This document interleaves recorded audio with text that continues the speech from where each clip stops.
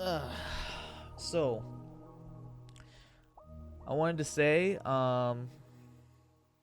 this video is not intended to be an attack or warfare or anything like that. Uh, Essentially, we found this kind of response video, and um, I was wanted to say I was very impressed by the intro of the video. The amount of respect that is shown is actually surprising to me, based on my interactions in the past with this person. Uh, like this is the version of small parents slash whittle slash cringe captain, whatever you want to call them. This is a version of them that I want to kind of hold on to. Like, this is how I want to remember them. Is essentially what I'm trying to say, because like, here, you want me to play this for you? Yeah, please start the stream. Oh, it's coming in already. Alrighty. Essentially, this person has set up the front of the end of their video with a large amount of civility and understanding that we previously just had not seen before, which honestly would have gone a lot further with me than what we got, which was mostly just open hostility. Greetings. For this video I'd like to talk about someone else's video talking about a video game. A user by the name of TimGusses has created a video called Does Mercury Steam Understand Metroid? Released in April of this year. As of writing, this video sits at about 5,000 views. The video's mission statement is as follows: since my perception of Metroid is so fundamentally different from others, it's necessary for me to build it from scratch to illustrate where I'm coming from. This will eventually lead me to answer the question in the title. The video is 7 hours and 20 minutes in length, apparently having taken the creator around 1 full year to make. For brevity's sake, I shall be referring to that creator simply as Tim for the rest of this video. This video will also examine Tim's follow-up video titled Addendum to My Metroid Analysis. As Tim puts it, it's basically a DLC to this original video.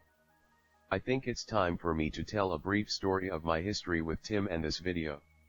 So back when I worked the most mind-numbingly boring factory job that you could imagine, I tried to find different things to listen to on my earbuds to pass the many 12-hour shifts. Podcasts, music, audiobooks, etc. Anything to break up the monotony. Since the Metroid video games are so near and dear to me, I decided to check out this 7-hour video one day to help me through the shift. I watched the video, had strong disagreements with it, but decided to leave anyway and move on with my day. Sometime later I discovered that it just so happens that I was in a Discord server with Tim. I believe order of events may be a bit mixed up here, but that's all right. I think we had some interactions before my video was uploaded. Maybe he didn't quite realize yet that it was actually you. Yeah, he didn't realize when he found the video that it was me, right? So I suppose. Or the other way around, you know? What? Maybe he stumbled upon your video and watched it without remembering that he already interacted with you, especially since he, meeting someone on Discord and interacting with them is very different from actually watching their content. You don't make note of like their name or anything, especially if you find like a seemingly unrelated YouTube video. Yeah. About Metroid with a couple thousand people that I will not disclose the name of here. It all started when I answered a simple question about some Metroid lore when I had Tim calling my recount of the lore fan theory BS. Thus began the first of many flame wars. Over the course of about 4 months, I challenged many ideas presented in this video and participated in many lengthy debates. Respectfully, initially, but it quickly became apparent that respect was unimportant to Tim when I started receiving videos like this instead of counter-arguments. Oh, and he's playing the coping video, yeah. Well, yeah, yeah. Well deserved. Well, at the time yeah. given. I want to say... I'm gonna say, you don't have to agree with me. Yeah. I want to say about that, if it was literally me that was initiating the conflict, then I want to apologize for that, because I don't want to be like the guy that just kind of picks fights. But again, it's like kind of a little bit of a he said, she said kind of thing. And I do want to say, like, kind of regardless of how it started, it does take two to tango anyway, right? After a certain point, I was not trying to, create any more conflict, but I was still receiving kind of some hostilities. But if I was the one that kind of instigated the entire thing, then I want to apologize for that. Just to cover my bases and just to, like, be as open as possible, Open. Because and I feel civil. like there's some possible universe where this was kind of just a misunderstanding, or like maybe a misunderstanding on my part, where I felt like... Maybe yeah. Maybe it is a misunderstanding. You need to take into consideration how often the tone of a conversation is being misread when the entire conversation takes place in like a written form. Yeah. Basically, when I'm gonna say here, like, I still disagree with most of Whittle's points. Yeah. Everyone, including Whittle himself, is probably gonna hear that I'm not being mad about that. Yeah. But if I were to write that in text in a Discord server in the public chat without putting any emojis next to it to like lessen the impact, then it's gonna read like I'm pissed. Yeah, and that might be part of it. I was gonna say, like, during our Discord conversations, it was kind of my experience was a bit like I was still kind of mad at how Dread turned out, and I think just like my utter disbelief at the whole situation with Dread kind of maybe fueled some of our interactions. So there was that, and it was like kind of like I mean I already said it while we were in the Discord. I said it's kind of like I'm telling you the sky is blue, and you're just like, thinking of every reason under the sun why it shouldn't be considered blue. That was kind of my what I felt inside when I was talking to him. I can understand that. I have had very similar issues, not only with him, but with other people from the Metroid community, where it almost seems like they're not even trying to convince you with their position or arguments. Instead, they're trying to gaslight you, like literal propaganda. The amount of misinformation I've read regarding why, for example, Sakamoto is apparently mostly responsible for the absolute success of the Metroid Prime trilogy. It's just astounding how much, claims are being made just to form a narrative. And since we're talking about Whittle, I'm just gonna say that he hasn't been as bad as the examples I'm thinking about right now. So yeah. But still, it was in the air. There was an aether of bullshit that was basically all, an aura of been there, done that, heard all of these positions already before 1,000 times, and they're still not very well, About Dread? based on about Red or just the general situation with the Metroid series. There's still so much misinformation being flung around. You know, like the old story, the Metroid Prime games aren't canon, so their critical success and financial success doesn't even matter. And Other M is actually a masterpiece. You just Yeah. gotta refer to the Japanese release, and Yeah. you don't understand Metroid if you haven't read the mangas, all that stuff, The all these. Japanese really. Yeah. Yeah. And that's what I mean with bullshit or with gaslighting, because those aren't arguments nor opinions, those are just like Well, those are rhetorical opinions, devices to fool you. but Um, I I don't mean, want to. I don't think I would characterize Whittle as trying to trick anyone into like, you know. no, I'm just saying there's a lot of people like what I just described. And maybe that, sipped over to Whittle from our perspective, like maybe it influenced how we saw the whole discussion. Yeah. Yeah, that could be. That could be.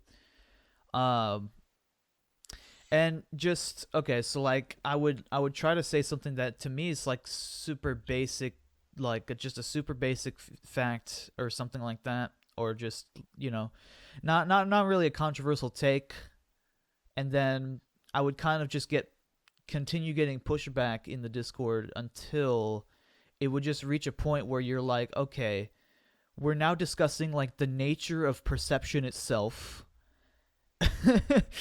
You Yes. know, like that kind of thing. And Yeah, that's another it would I strange would kind of just be behavior. at my wit's end after a certain point, and then, you know, the insults would be thrown out, and then flat earther, as he does admit to some wrongdoing there. But I would say overall it's both of us that was kind of at fault during the whole Discord situation, because I will agree, and he does say this in the video, I will agree that that was not the place for such a heated debate, like the public, like, Discord server, you know. Like nobody in there besides him and me was like going for that shit. Or, and I guess you too. Well, and me. Yeah, but it, I it's get it, I get kind of sucked it's into it, almost right? like you're at the dinner table with your mom, and you're like, "Well, did you hear about racism?" or something, I don't know. Yep. I always do that when I'm at the dinner table with Oh my right, mom. you're German, I forgot. Yeah, uh exactly. okay. So I also talk about Metroid at funerals, just yeah. saying. I guess we'll play the video here.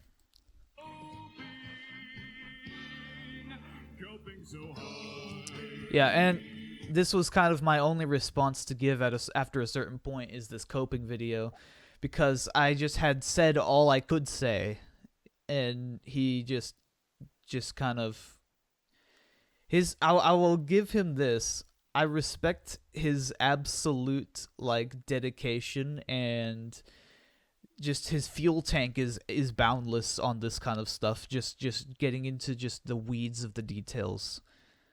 Um like for far more than me. Like there's a certain point where I'm just too tired to communicate anymore. And so I guess that's when you get responses like this, where I just post the cringe like coping video.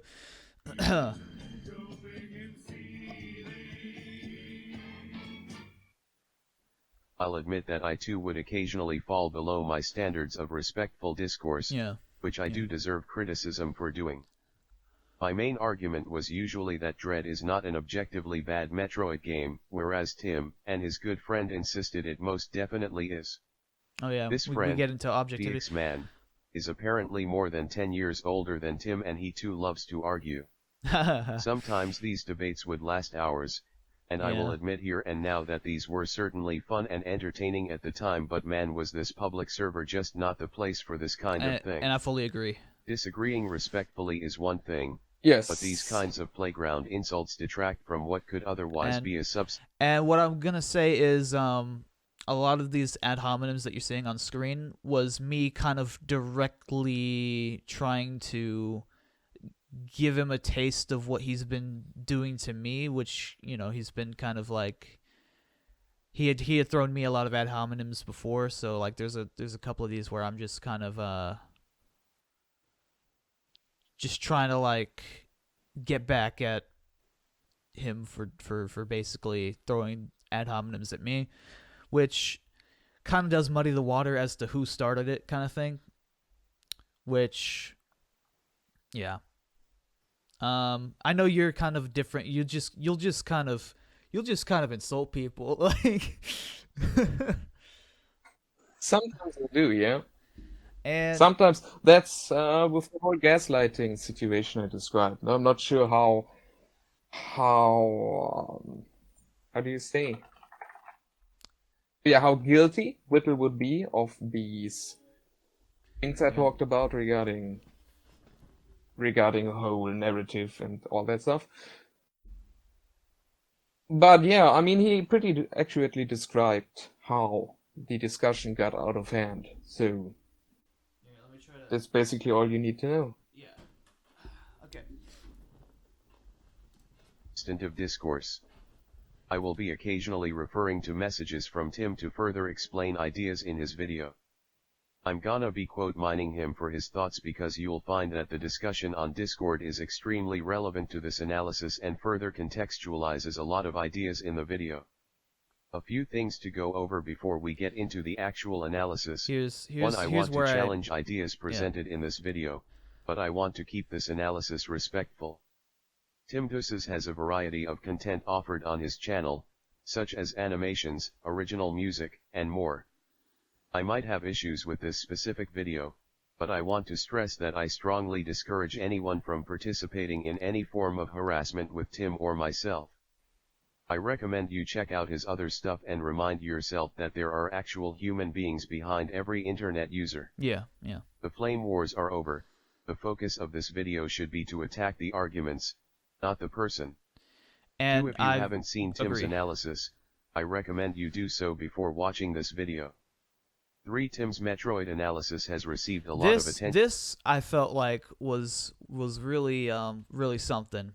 So he's talking about the people. So like there was a Reddit post that was made by someone else about my video, and it was kind of just flooded with people who just kind of shed on the video without even watching it at all. So Attention on Reddit, and many have criticized the video just for being so long.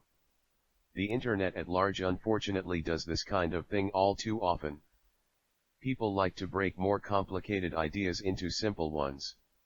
Someone can glance at a video title, see the video length, and cast judgment without ever having even clicked on the video. I strongly disagree with this kind of behavior. Tim put a ton of hard work into his video, and this video deserves to rise or fall on its own merits. Hating on Tim's video for superficial reasons like video length is something I won't hesitate to take a stand against. If you don't want to watch it, that's fine, but move on with your day and refrain from leaving comments like these. Or taking a look at the entire 7-hour video, I think there is way too much here for me to dive into. Really, there are only a few parts that I care to examine. Those parts include the introduction and the segments about Metroid Fusion and Metroid Dread, as well as the addendum. Even within these segments, I only care to discuss the parts that I care to talk about. yeah, These parts so of the video are the parts that I care to discuss the most. He has some very specific criticisms, and that's cool. I was just, for the longest time I had been wondering whether he would take the same criticisms against my Metroid Other M section or some other section that, you know, maybe isn't as passionate, you know. Yeah. And I don't have all day to break down such a behemoth of a video.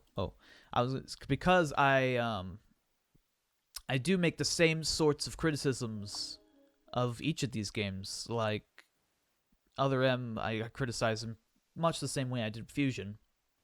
and much the same similar way I did Dread. I think with Dread it was like a bit different maybe. I'm just gonna say it right now before we even get into the depth of the discussion. Mm-hmm. Dread is the best Metroid game since Metroid Prime 3 Corruption, but there hasn't been I'd have a much. struggle to put it up against Samus Returns actually. Okay, Because Samus then Returns let's doesn't agree restrict you in the on. same way Dread does. That's what it had, and its story doesn't go to as many just depths of like what do you want to say? Then let's agree on Dread may be the best Metroid game since Metroid Prime 3 Corruption. It may be, yeah, It may be. yeah. I don't want to spend And any coming longer than I from. have to on this response Sorry? video because I simply have better things to do with my time. To begin the analysis, let's start with the introduction. I used to be content with trying to dunk on people and start fights, but that only served to distract from the original reason I was making videos. The original reason I made my old Metroid videos wasn't to hurt people's feelings or be a contrarian. It was an effort to reach out into the Metroid fanbase looking for like minds who felt equally disenfranchised with the series. And that Tim, that hasn't changed. I think it some part of my personality can kind of be made to go back to that kind of behavior, right? Like, I mean, there's a time and a place, and even an audience for critical videos which bring the banter. But yeah, if we really go into the depths of it, then it's better that to really is my leave the fun banter behind. yeah. And also, it's kind of interesting, you saying in your video there that you wanted to reach out to other Metroid fans. Yeah, I mean it That's how worked, I we guess. get to Yeah. know Yeah. each other. I guess it worked. And there's a couple little friends that I've made along the way that or I guess acquaintances, right? But yeah. Yeah. Yeah. Used to like to dunk on people. He shows here an understanding of the fact that this kind of behavior only serves to distract from his original reason of actually discussing Metroid. Yeah, yeah. I wanted to point this out here for later in the video. I found that since my conception of the series is so fundamentally different than most commenters I saw, it would be best to build it up from scratch so everyone knows exactly where I'm coming from. As the title reads, all this build-up will eventually lead me to answer one specific question. And that's my video. Here, There's Tim the explains title. why the video is Yep. 7 hours. He wants to illustrate his conception of the Metroid series before reviewing Dread so that we understand his viewpoint. He doesn't get very specific here about how he will measure the quality of each game, or the process by which he will go about answering this video's thesis. At one point in this video, we get a brief look at some of Tim's first draft version of this segment. In this first draft, there is an extra segment in which Tim clarifies that the thesis of this video. This was from my addendum. I had scrolled through my my scripts to show kind of how much work I had been putting into my videos. And so he found in that footage some cut content that he's going to try to use, I guess, as a sort of evidence of like my intentions.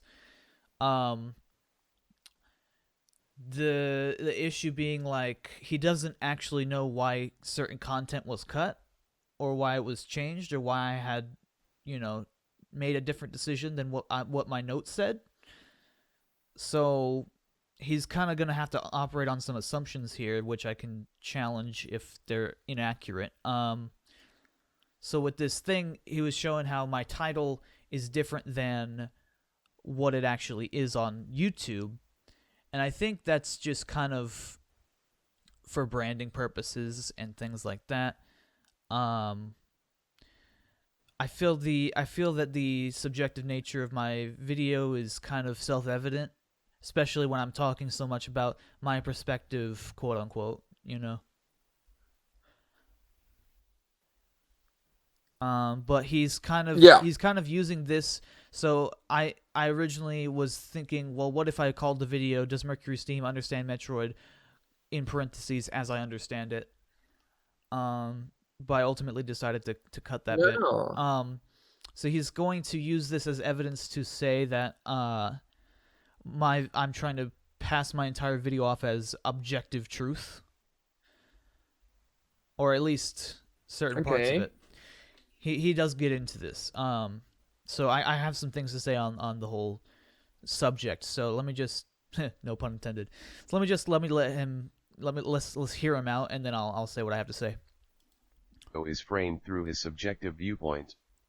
He adds in an extra, as I understand it, to the end, which implies that the entire video is meant to be understood as subjective. I have to wonder why this was taken out. I initially assumed the video was meant to be taken as just an opinion piece anyways. It wasn't until I started seeing messages like this that I began to realize that there's something more to this situation. Right. Upon discussing the me saying Prime's story has objectively more consistent characterization and plot than Dread's story. Now, the thing is, if you know where this objective subjective topic comes from, it's most often brought up in videos from a certain content creation group. They have a podcast called EFAP. And it's a bunch of just these people who are smarter than me, who appraise, different movies, different TV shows, different types of media, even video games, under this umbrella called objectivity. And so, it's kind of it kind of becomes like the in thing to do, the cool thing to do, to like have your objective analysis, right? Thing is, thing is, like, thinking back on my analysis, I can't really describe it in those words. It's not like I don't think it does the same thing that those people's videos do necessarily. Maybe some parts of my video do that, but essentially what I want to say is this is kind of the reason why I didn't bring up that terminology in my video itself, because I was hearing some sage advice from another user who kind of pointed out how if you're trying to like mark certain points objective and mark other ones subjective, it kind of distracts from the actual discussion you're having. And on another note, it kind of labels your points as either worth listening to or not worth listening to subtly, because how often is subjectivity, how often is objectivity and subjectivity kind of brandished as having value versus not having value, like, oh, if you mark your arguments as if you mark your arguments as subjective, then there's no reason to ever listen to them. And if you and another thing is, like, if you give your opinion, I'm going to assume you're trying to be objective because you think you're right before you tell me that your opinion is subjective, right? And so yes, it's this whole getting into the weeds of that I wanted to kind of avoid with my video. So I just kind of didn't address that subject of objectivity versus subjectivity, and I think it's better for it. What I want to say here is, I think I want to kind of set the record straight. My video is my thoughts put to video. I mean, I think by default you can assume that it's subjective, but if it retains some objective quality after someone's appraisal of it, then cool. Then I'm good with that. But like my main point with this video was to share my perspective, right? So with that said, I'm kind of just gonna say what I'm gonna say, and if you want me to label my argument, I don't think I have the patience or the know-how to label my arguments as objective or subjective. There are people smarter than me on that subject, and I think I should just kind of shut my mouth on that subject before I put my foot in it again, like I did, I think, with the Discord's conversations, because I was trying to represent my content as objective when a lot of it isn't. So yeah, there's that. This over with Tim months later. He tells me that he evaluates the gameplay on his personal standards, and the story based on his perception of normative standards surrounding good storytelling. For those uninitiated, normative standards just means, by Tim's own words, the standards appealed to and used by society at large. An example of such, also provided by Tim, is making your story follow basic logical consistency. Yeah. Illogically. Yeah, so this is me trying to be that big brain, like, man whose whole head forms an armchair for him to sit in, you know? Which I'm not on this subject. I'm really not. And so I was kind of following the example set forward by Mahler and JXE and other people, and also a smaller channel, the Hylian, who has very, very, like, solid view on the whole subject of objectivity versus subjectivity, and he adds a third category called normativity, which to him is the answer to the question of objectivity versus subjectivity, because you might have heard, like, objective value is kind of an oxymoron, because value is, like, in the eye of the beholder, right? So he kind of answers that. Yes. He kind of answers that with the idea of normativity, and I kind of walked away from his videos, kind of assuming that I knew what he knew about the subject, and to be honest, I shouldn't be making claims like that. I shouldn't be, like, representing his school of thought like that, because if I'm grilled on it, I'm not gonna have the hours and hours of research and thought process that went into that school of thought like he has, because he's kind of like a pioneer of that kind of rhetoric, right? So I'm just, again, my instinct now is to just leave my words as they are, and let others, I suppose, label them how they would like.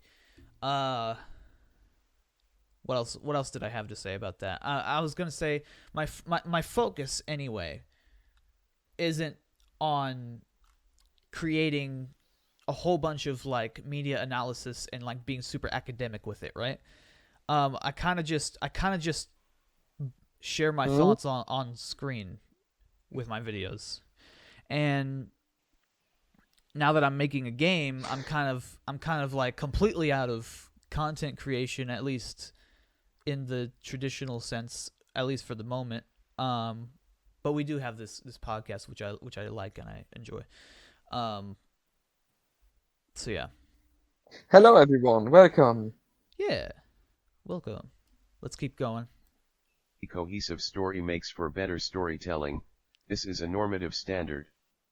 With that established, I think we can conclude that the gameplay discussion segments of this analysis will be mostly opinionated, based on Tim's idea of a good Metroid game. The story analysis will be as close to objective as you can get, according to Tim. So all of this is to say that the video does not establish any such perspective of subjectivity, but we do now kind of have an established perspective.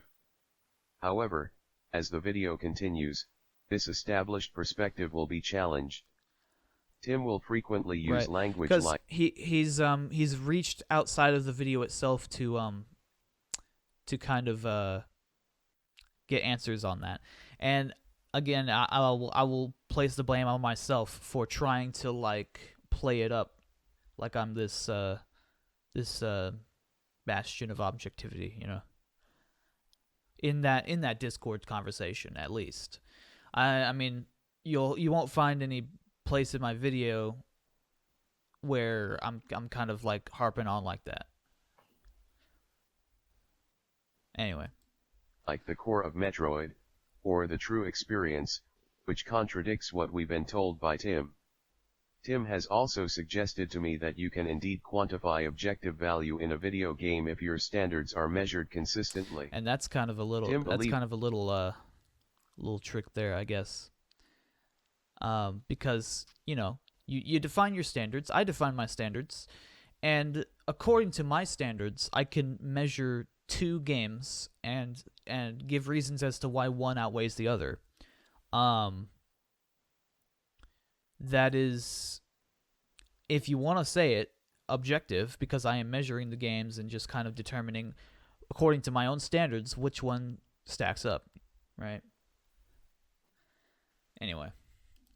Leaves his video to Yeah, be and consistent, that would actually so this be would suggest that objective he also because I suppose the measurement itself would be objective.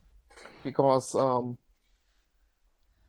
exactly because objectivity is about data, you know? Yeah. So if you set as a standard for a video game, for example, it should have many levels, simply as that, then playing a level which has a game which has 200 levels would, regarding to that standard, be better than playing a game which only has 20 levels. Yeah. Of course, now you could say maybe the 20 levels are better in quality, maybe they are you longer. can make all sorts of arguments, that, but the standard remains the same. yeah, but yes, that just means you have several standards, all of which can be objectively compared.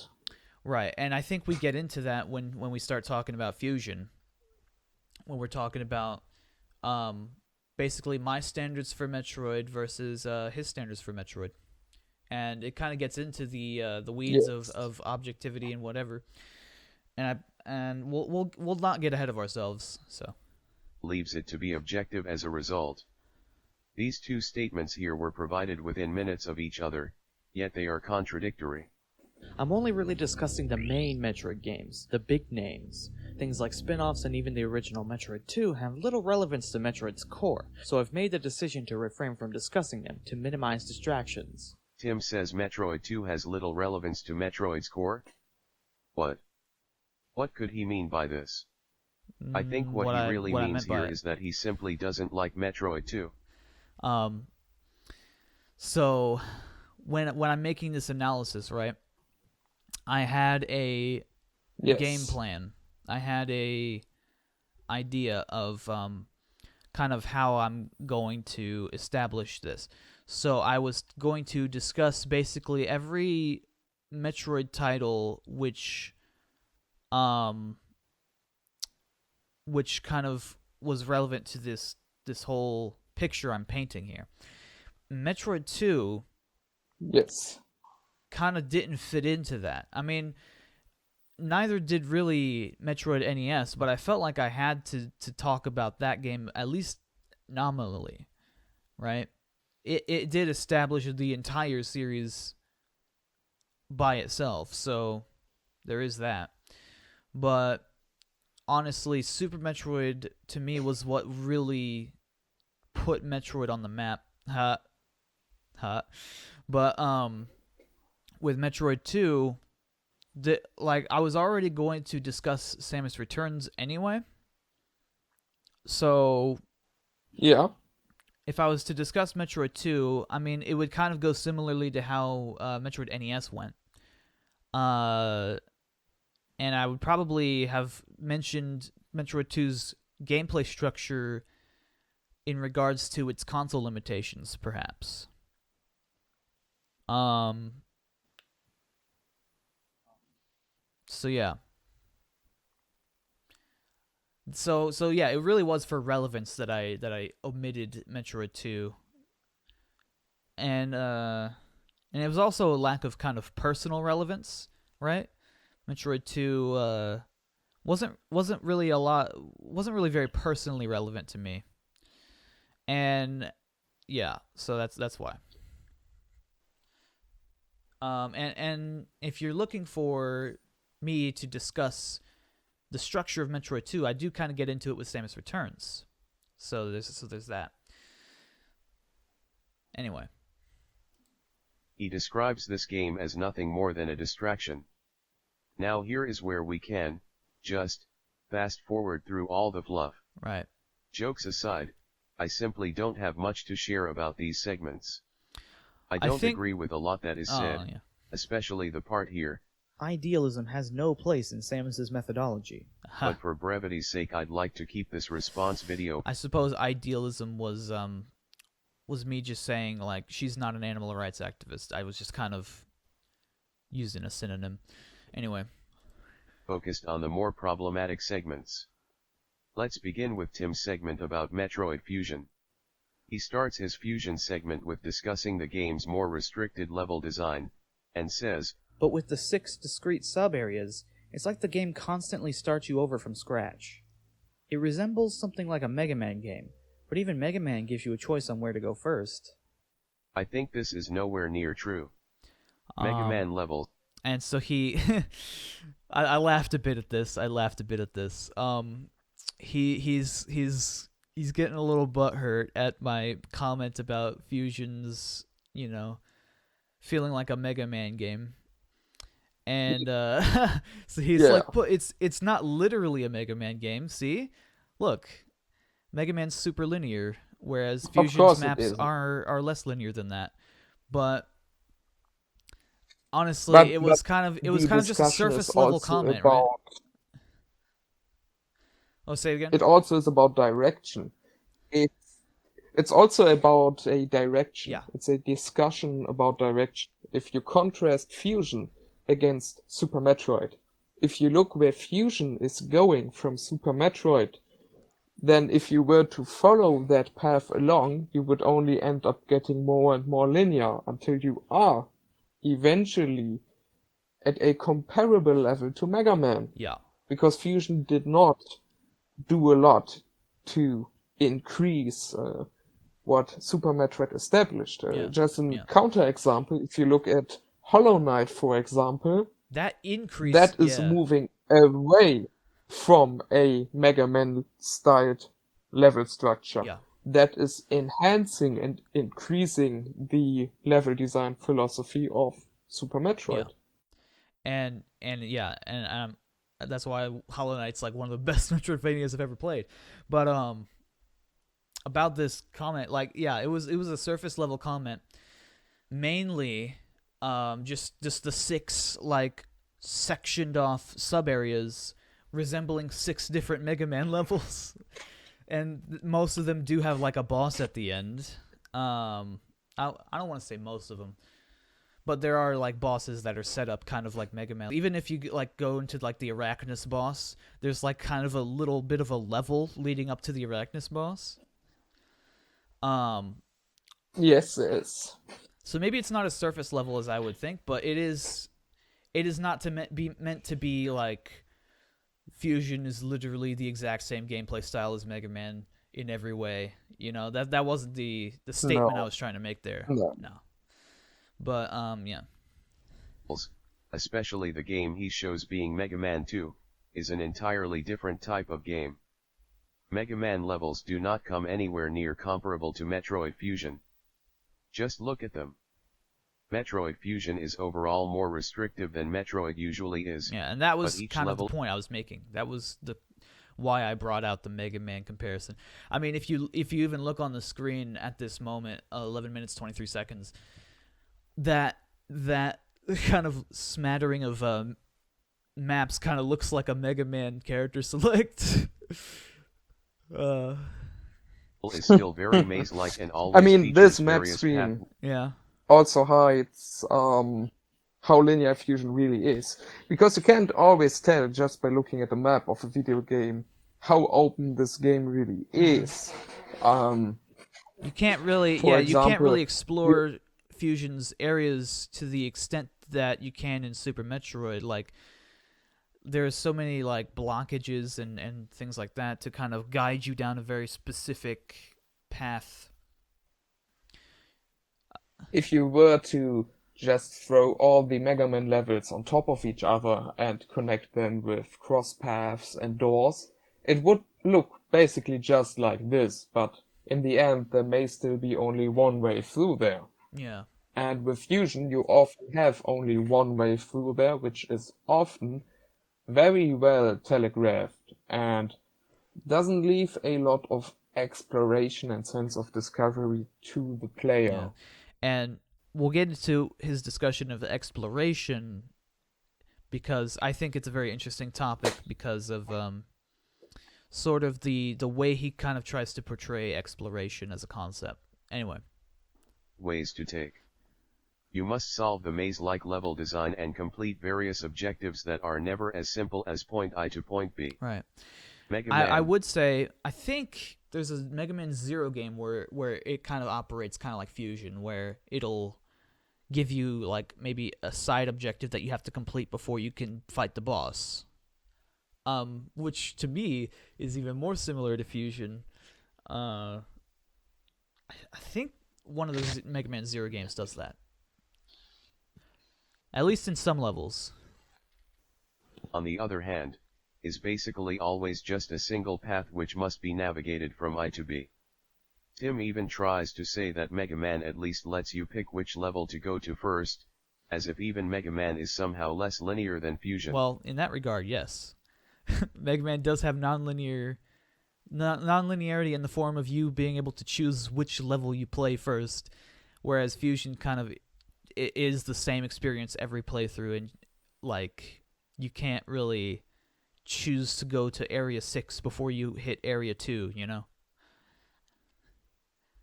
I mean, even like if there's a moment in there where you can do that, area 6 is completely walled off to the point where you're not going in there.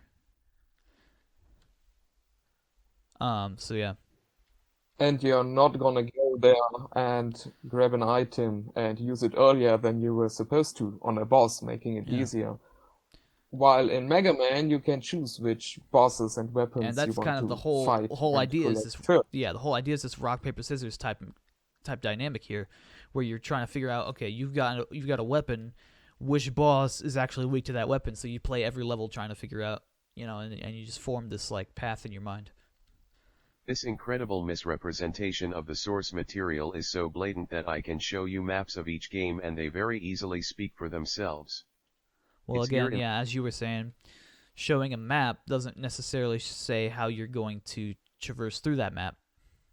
The Fusion section where we can immediately see that consistency has been completely But disregarded. I will say, Just a couple Fusion's maps a bit more spaghetti-like than Mega Man's maps. Sure. minutes in, he's already Of course, it wasn't meant to be that direct of a comparison. incredibly off base about the level design. You might wonder why suddenly now he's struggling to get such a basic thing about the game correct, but let's keep going and it'll start to make more sense. You gain bombs, but what areas can you now backtrack to use them to make progress? None, because the game wouldn't let you if you tried. This neglects the game's many missile tanks, energy tanks, and power bomb tanks, which are even more important thanks to the game's more difficult. Alright, so his point here is that me saying making progress isn't limited to just moving forward in the story or finding the next area that you're able to kind of unravel.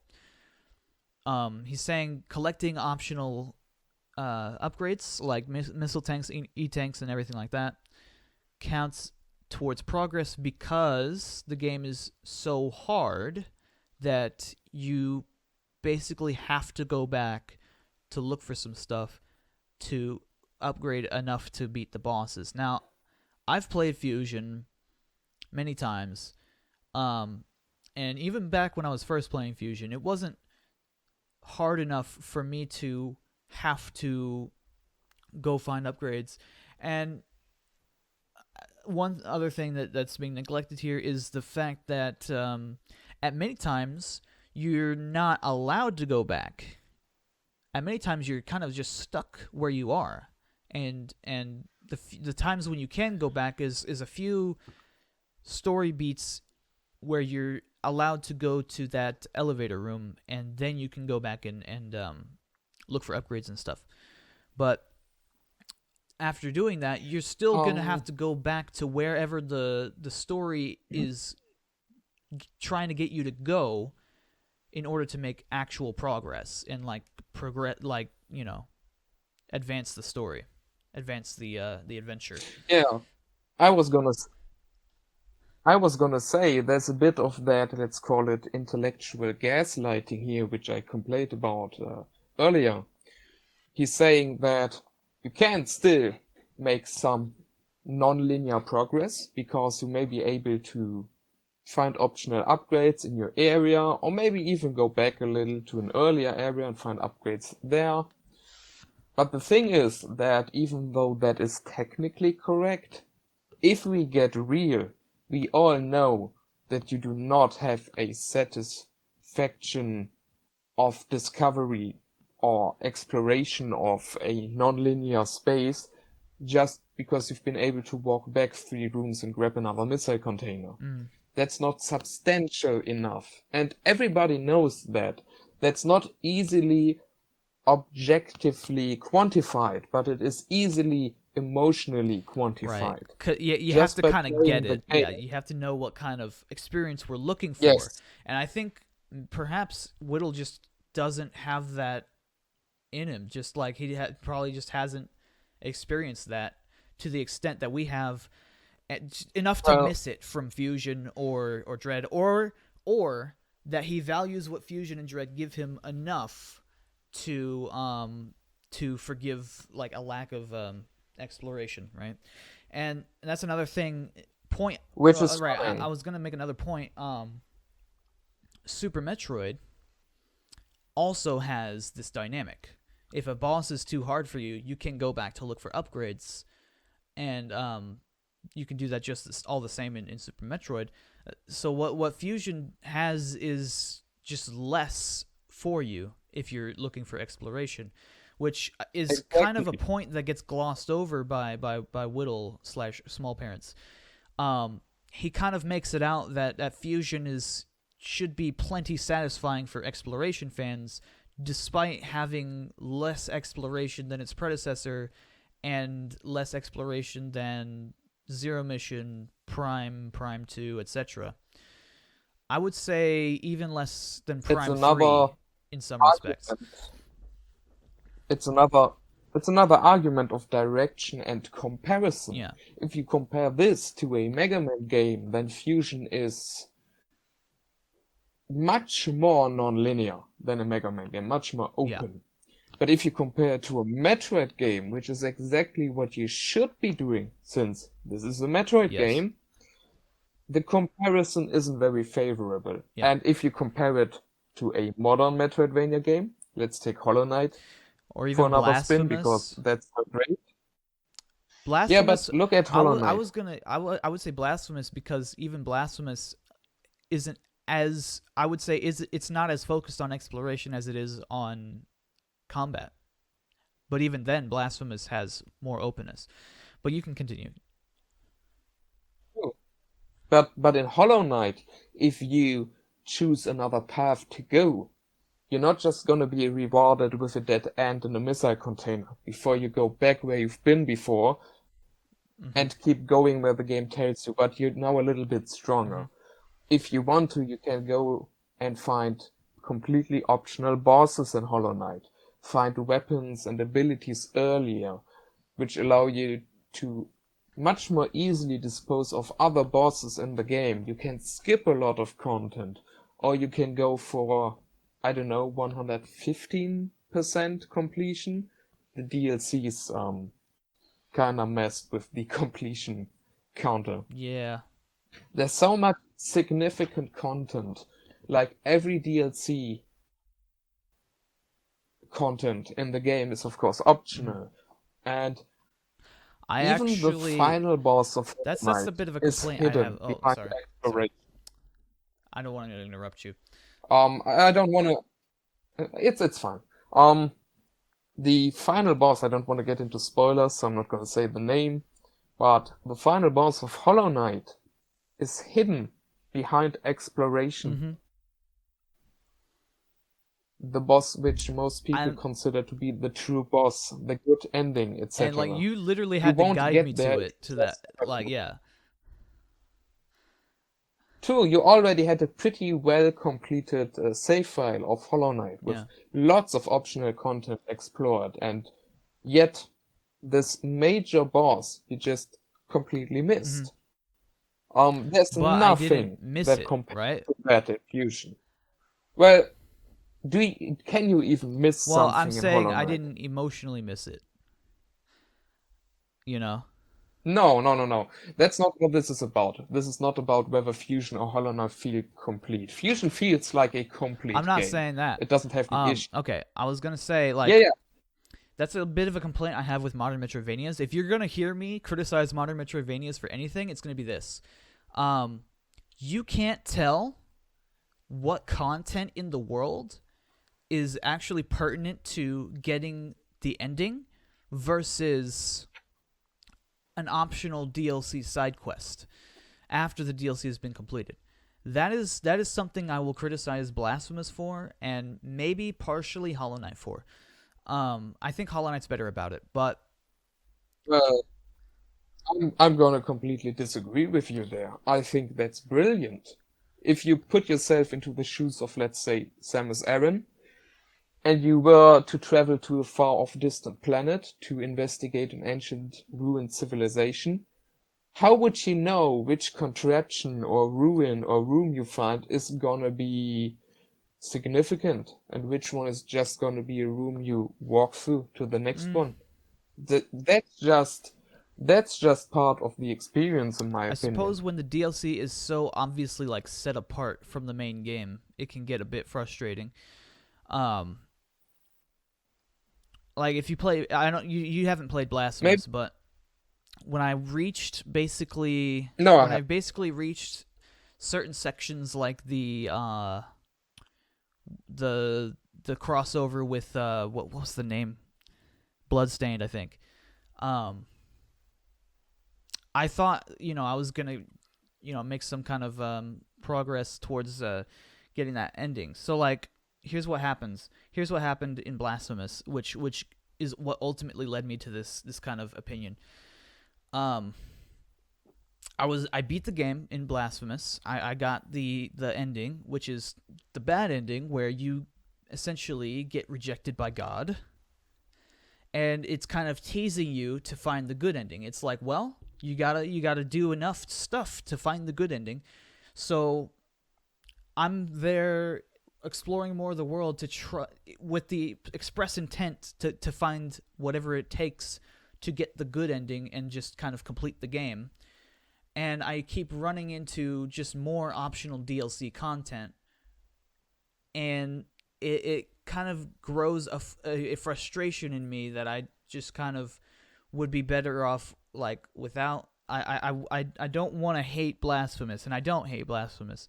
It's an amazing game, but what ended up being a thing was like that true ending was a bit more of an obtuse kind of thing that you wouldn't really think to do, especially if you've been conditioned to kind of play the game a certain way. Like you wouldn't like identify the mechanisms for getting that true ending. So I think I eventually ended up either looking up a walkthrough or just stumbling into the main ending. Because I had essentially uncovered the entire map, which I wasn't really intending to do. I had done a lot more completion of the game than I wanted to, because I wanted that true ending, right? So it kind of But now we're talking about, let's say, let's say, difficulties of implementing DLC that's what I'm into a saying. Metroidvania. Yeah. And if you're gonna make DLC, I want okay, it but to be I'm or okay, if the DLC is going to serve as the worst case scenario is the DLC serving as a red herring for the true ending, where you don't actually know how to get the true ending because it's so obscure that the DLC kind of overshadows it, and you just left with like basically 99% completing the game in every other way. true, but coming back to Metroid, none of the Metroid games had any DLC Right. anyway. My whole point being Sorry was about that. That was a tangent. in Hollow Knight, that was a tangent, that's fine. But going back to it, if you play Hollow Knight, for example, all of the content is just naturally dispersed throughout the environment of the game world. And you just get to explore all Yeah. of that. Yeah. It's your choice of direction, how exact you want to be Yeah. in your search, in your investigation. Whether you want to kind of rush through it and get on with the adventure, or whether you want to feel and immerse yourself truly in this world. Sorry, I wanted to add to my Yeah? blasphemous point. I had forgotten this, but I just remembered. I had actually beaten the game and then started a new game plus on harder difficulty with less health just to see if that would grant me the true ending. Spoiler alert, it didn't. It was just for the challenge. So for people who like the challenge. So that was part of my journey of gaining some frustration, right? Say it again? That's a different tangent, though. Again, how do you reveal the information? Again, yeah. That's But a frustration I had with That's Blasphemous. that kind of. I haven't played Blasphemous, so maybe I'm barking up the wrong tree here. But I'm gonna say the way you describe it, that's actually pretty bad Metroidvania design. Because what you're telling me is that the game basically explicitly told you to keep searching because there's gonna be a very cool secret Yeah. ending. You shouldn't need to do that. You should just expect your players, if they have chosen to play a Metroidvania I forget game, whether you already want to discover and explore their spaces. Like, Metroid Prime never told me you're gonna get a neat little goodie if you keep collecting and exploring and reading the scans. final cutscene, right? I just did it because I wanted. Who gives a shit about the final Right. cutscene? When I played it the first time in 21, I think it And released. I think it wasn't I think it wasn't that they explicitly said to keep looking to find the true ending. I think it was that the ending was so unsatisfying that it was obvious there was a better ending, and I just wasn't getting the better ending. Because the ending is essentially Fine, but still. My point is, you shouldn't have dangly goodies in front of your face which can lure you into exploring. You shouldn't do it for the reward. You should explore because you like exploring. And which is why I kind of like the little trick in Breath of Yeah. the Wild, where if you collect all of the Korok seeds, you get a little piece of poo. Basically telling you it hasn't been about the reward. I was gonna say as well. That's not the point. What you should do if you're making a Metroidvania and you want to respect the time that the player has put into the Metroidvania to get to at least the first ending, you should make that first ending at least self-contained satisfying, like self-contained and satisfying, to the point where, okay, there might be hints at more, but you can still leave on this note and be satisfied with your experience. With Blasphemous, it wasn't really that way. Maybe because I didn't get like the implications of the ending, but essentially you get rejected by God and essentially become just another corpse like any other penitent one, right? So we're straying far from the video now. Yeah, I mean, this can be like this channel's is Metroidvania kind of central, so I guess On the next on the next episode we talk of about Tim and Phil Talk, how much Tim hates Blasphemous and wish they didn't make it. Enemy and boss encounters. about how much Metroid Feeks Fusion haven't played it. synergizes its item progression with its story in that you must obtain new items or defeat new bosses to further the story. Yes, you are nearly constantly following an objective, but that objective is almost always to collect a new item or defeat a boss. Right. And Super Metroid Zero Mission, well, maybe not so much Zero Mission, but Super Metroid Prime 2 didn't give you such blatant instructions. And so Correct. I think his point is going to be about my point that you're killing a boss because it's a boss, that the game wants the boss dead. And I did address this in the comment I left on his part 2 video, so here, let's just get to that.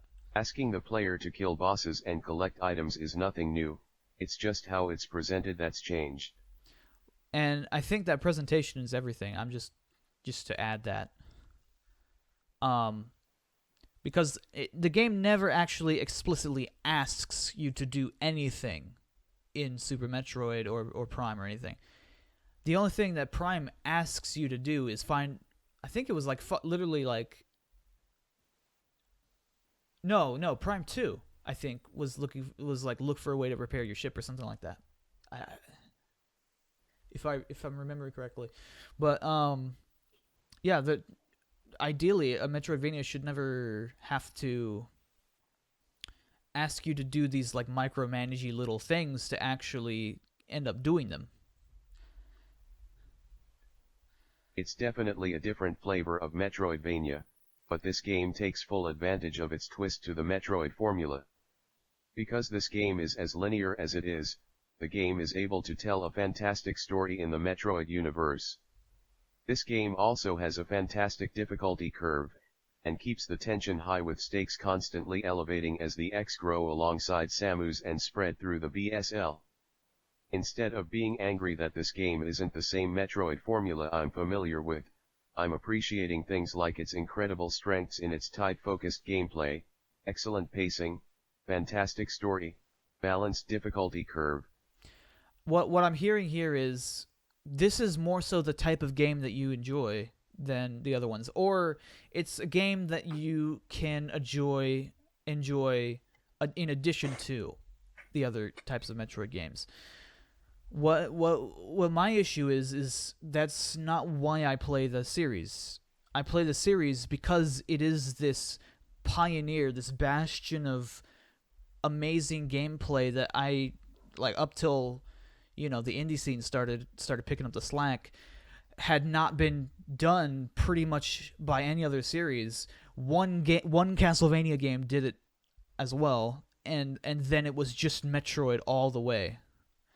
And to see them, Yeah, I mean, to see them take what I essentially see as their bread and butter, their signature sauce, and just dilute it to the point where it's kind of unrecognizable from like a different, like a story-based like game, like a Mega Man Zero game or something like that. That kind of that is kind of the reason why I'm kind of miffed about this, right?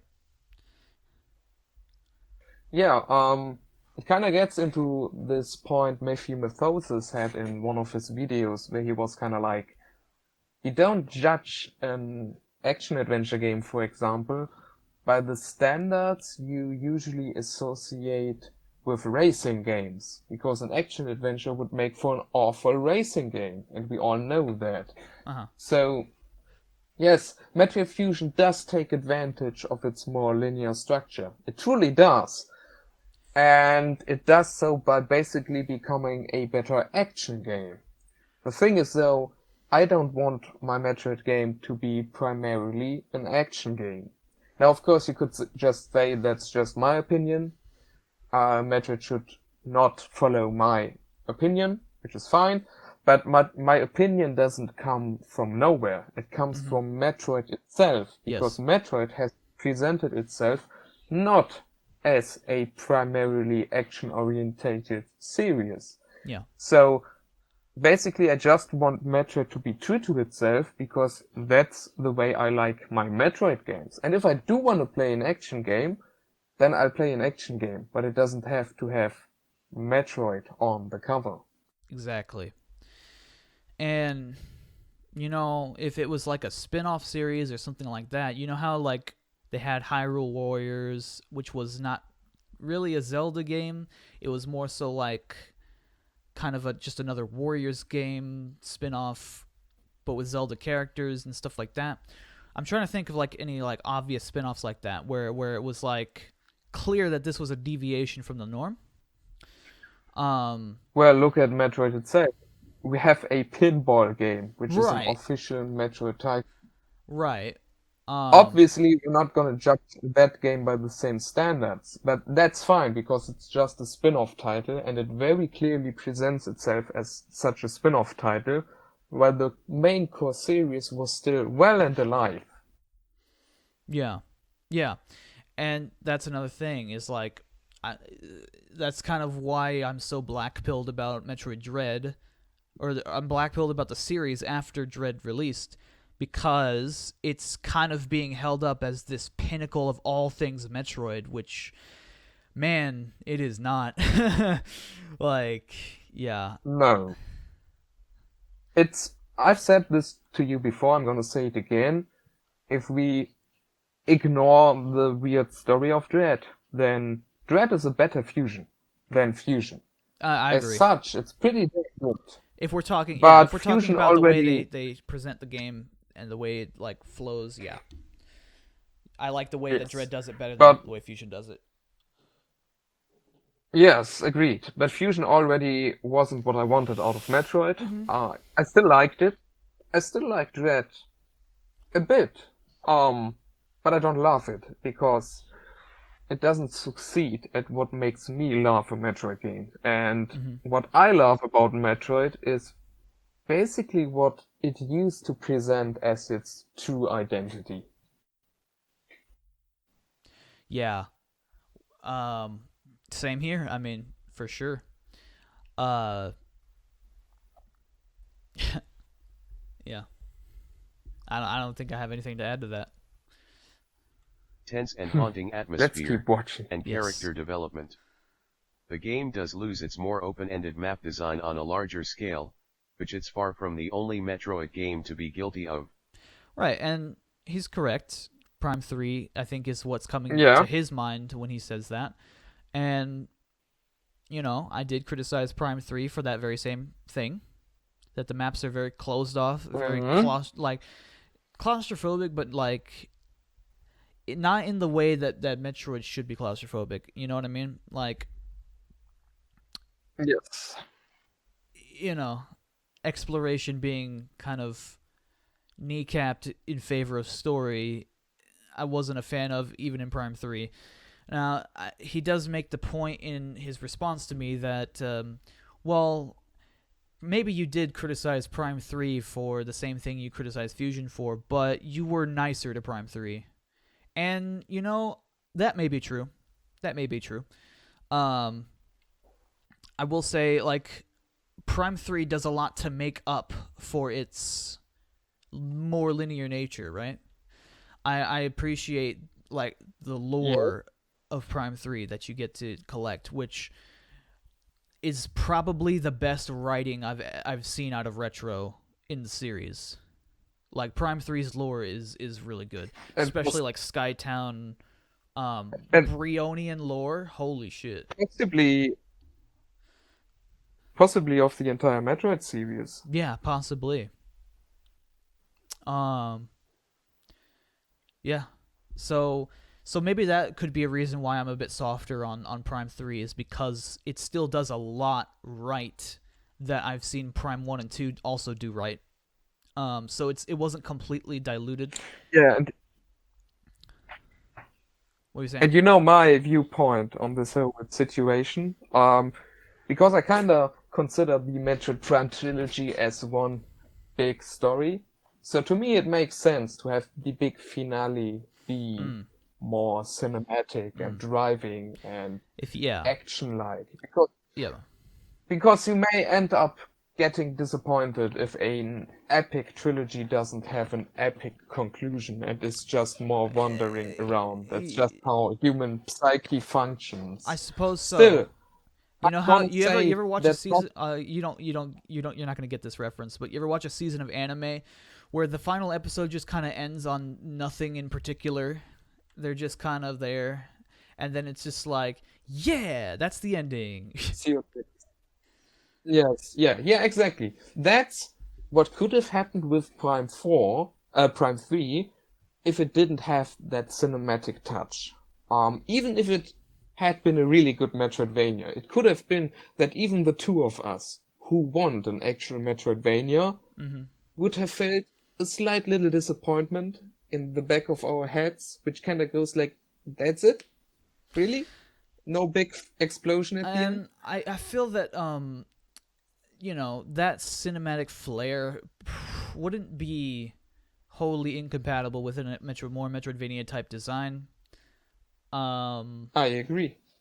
So I guess it's not like a mutually exclusive thing, but you're saying, like, I suppose that linearity and just maybe is easier to develop to make that cinematic feeling experience. Oh yeah, it is.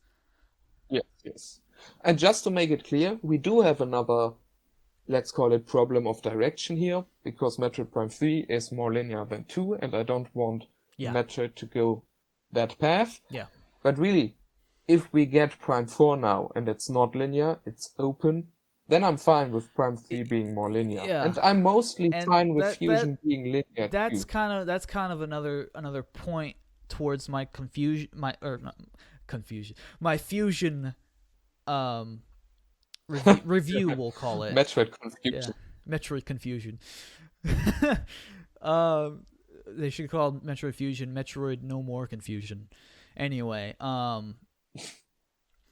because I was seeing Fusion more than any other game used as the baseline for Mercury Steam's Metroid titles, it kind of painted it in an even worse light, because now this spin-off game, this game where we went back to normal after Fusion, is the one calling the shots, and now we have what we have now.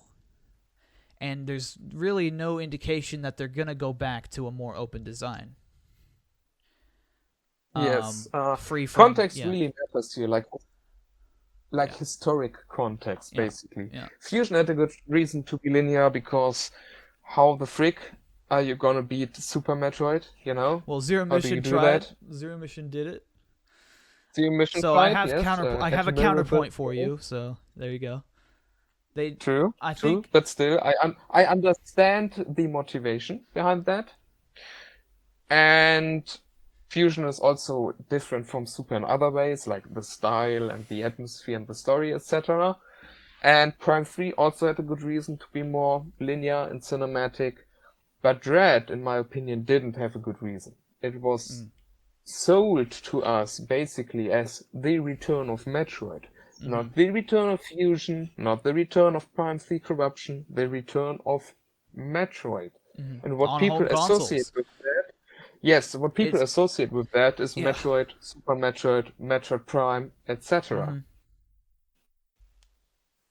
And what I don't like is, like, we now have this gaping chasm between the returns of Mario and Zelda to the Switch and the return of Metroid to the Switch, where Mario and Zelda had embraced open design to the point where they've made probably some of the deepest experiences I've had as a gamer, best single player experiences ever. And Metroid, which was formerly the king of this type of shit, completely lowballs it, completely just doesn't even, like, it goes for something completely different. It's like it doesn't feel great. Like when you have me like subtly saying in my mind, man, Breath of the Wild is just like a better Metroid game than Dread, then there's like an issue. Yes, and I agree with you there. Breath of the Wild is kind of like a better Metroid game than Dread is, and it's really disappointing to see Nintendo, after being so brave and ambitious with Breath of the Wild and even Mario Odyssey, to be so safe Yeah. and to have so little trust in the player with Dread. Yeah. I don't know Maybe whose maybe decision it was. it's I felt like it was maybe Mercury it's Steam's decision, but maybe I'm wrong. I don't know. It may be possible. Maybe they thought Metroid has been gone for so long. We're gonna have so many new players. We can't make this the hardest Metroid game. Let's make it more linear, which is a motivation I can understand, but which I don't share and don't Right. agree to. And they tried to compromise, so they didn't want to make a waypoint system, right? So they kind of tried to make the world as straightforward as possible while still kind of looping back on itself, which is a real feat, but it's still, it robs the players like us of what we're looking for. True. It's the only saving grace the level design has, that we now have a mostly linear Metroid game where the direction is being telegraphed by the level design. Yeah. Which is neat, but it's still not the right direction, not where I want Metroid to go. Same. I think they would have, like, if they wanted to cater to fans like us at all, rather than just simply including sequence breaks, they should have designed the game as an open Metroidvania, and then added an optional mode which adds waypoints and checkpoints and things like that. Fast travel and stuff like that. Which is what Or make it like Hollow Knight or Breath of the Wild, where most content is optional anyway, and there's so many solutions to every given problem that every player who really tries to beat the game will find their path, no matter what path that is. Yeah. Yeah, where just the Hollow Knight solution also works.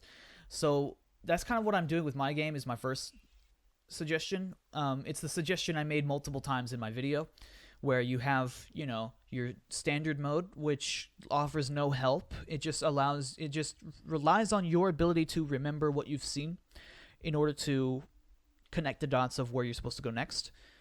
Versus there's going to be another mode where it will just kind of throw waypoints at you. It will kind of direct you and kind of lead you by the nose a little bit. Just if you're not looking for an experience like what I'm trying to give, there's still going to be that option for you. Accessibility settings, options, whatever. Make Dark Souls easy kind of thing. But for me, I feel like it doesn't compromise my vision, because I'm going to have it clearly labeled as a separate mode, and you can't change it once you start a save file on that mode. And so if you want to have the fully open experience like I intended, you choose the mode labeled normal. If you want the other thing, you choose the mode labeled like helper mode. I think that doesn't compromise the vision of my game at all. All right, let's keep going. Exploring within one of Fusion's sectors with an objective marker isn't the same as games like Super, but different is all I can call it. I recognize that and I think it's just his value system. He accepts Fusion and the deviation that the Fusion brought from, Metroidvania, and there's nothing I can really do to refute his own thoughts on that matter. He's saying different is all he can call it. Well, okay then. You enjoy Fusion. I can't. I can't bring myself to that same position. No matter how much you kind of try to advertise Fusion to me, like with your sales pitch, I'm still gonna kind of feel the same way about it because of the values I hold as a Metroid player. And this is kind of the running theme of my discussions with small parents on YouTube, at least. I have multiple times told him, like, we just value different things in the series, and for some reason that's not something he can accept. He needs a defeat. He needs me to, like, kind of go down, I think. At least from the YouTube comments I was seeing, he kind of kept rolling. Like, I even after I've admitted mistakes, like the whole thing with the deleting the comment, I admitted to that mistake, and I continued to see him and others referring to that to kind of just as like a sort of like shitting on me moment. So I don't know. I think here's one thing I'm gonna say. Whittle, if you're watching, I want to see more of the person that I'm seeing in this video, and I want to see less of the person that I'm seeing in the YouTube comments, because even like the comment I received on my just like celebratory, like, ooh, I broke 5K views community post, like that was pretty vile. So what I want to say is, if I see more of that other side of Whittle, I'm gonna have to like ban probably. But what I want to say is, I want to see more of this side of Whittle, like just the whole like the posturing of us being two professional people who are interfacing with each other from a distance. We're not getting all up in each other's business. We're not, smearing each other. We're just discussing our ideas. I like that. And I want to hold on to that version of Small Parents, of Whittle. So yeah. Bit of a tangent, bit of a train of thought moment, but yeah. That's something I remember thinking about a lot that I wanted to say on this podcast. So yeah. I guess we continue. This is a matter of preference, that you are judging the game based on your personal measurements of what you think makes a good Metroid game. What nobody should do is call a game bad simply because it doesn't adhere to our individual tastes and perceptions. Now here's something interesting.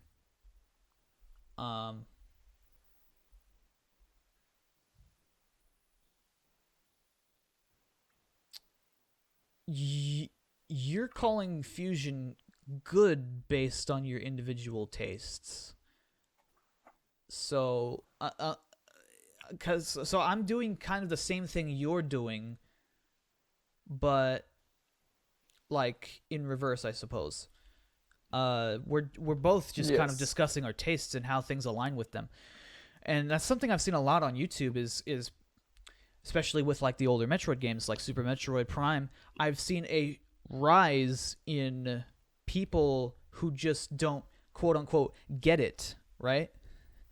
People who have played, who have heard of the reputation of Super Metroid and Prime, and who tried it out and found that they didn't like what they got. And those people make videos about Metroid Prime, Super Metroid, and they express very negative views on those games, to the point where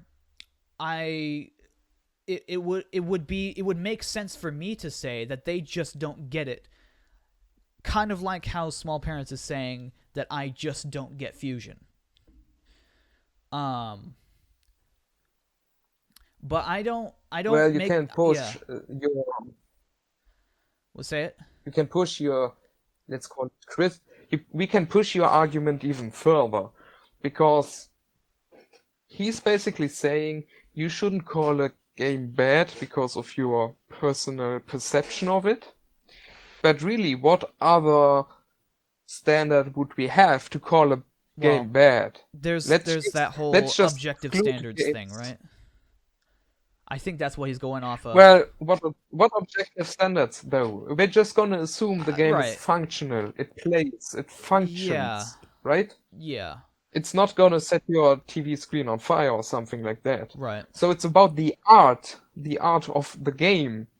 And really now you can only have subjective standards, which you then try to, Yeah. argue about with objective think- facts. I think- But you're still coming from a subjective basis. And the issue is, as you said, if you don't allow subjectivity, then you don't have many reasons to call a game bad, but you also don't have any reasons to call a game good. That's true. Because video games don't have like a concrete function. They're not here Well, to okay. use I think as a tool in our what you're daily missing life. here is, okay, if we judge Fusion or Dread by what they set out to achieve, that could kind of bring us towards some kind of objective analysis, I think. Well, true, but that's not the measure entirety measure the of game by the standards which the game is trying to live up to, right? That true, I think but would be closer you to can objective. but that is not the entirety of media critical Right. analyzing That's and not all you reviewing. can say. That's not the only thing that you can say about it, because we can talk in the context of the greater series and what we think that the series should be doing. The message is also important, not just how the message is being told. What's this mean? Well, Metroid Fusion sets out to be an action game, and maybe it's the most amazing action game we've ever had, right? Mhm. But that doesn't change the fact that it's not a It's not Metroid Melee. game in the sense as the series, you know? Yeah. So that's kind of like if you were going to, let's say, a steakhouse, and you order a steak, and then you get a plate of sushi.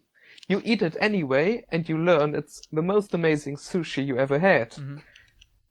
Would you call that sushi a great steak now, just because it was served under the implication of a steakhouse? I see what you're saying. Yes. No, you wouldn't.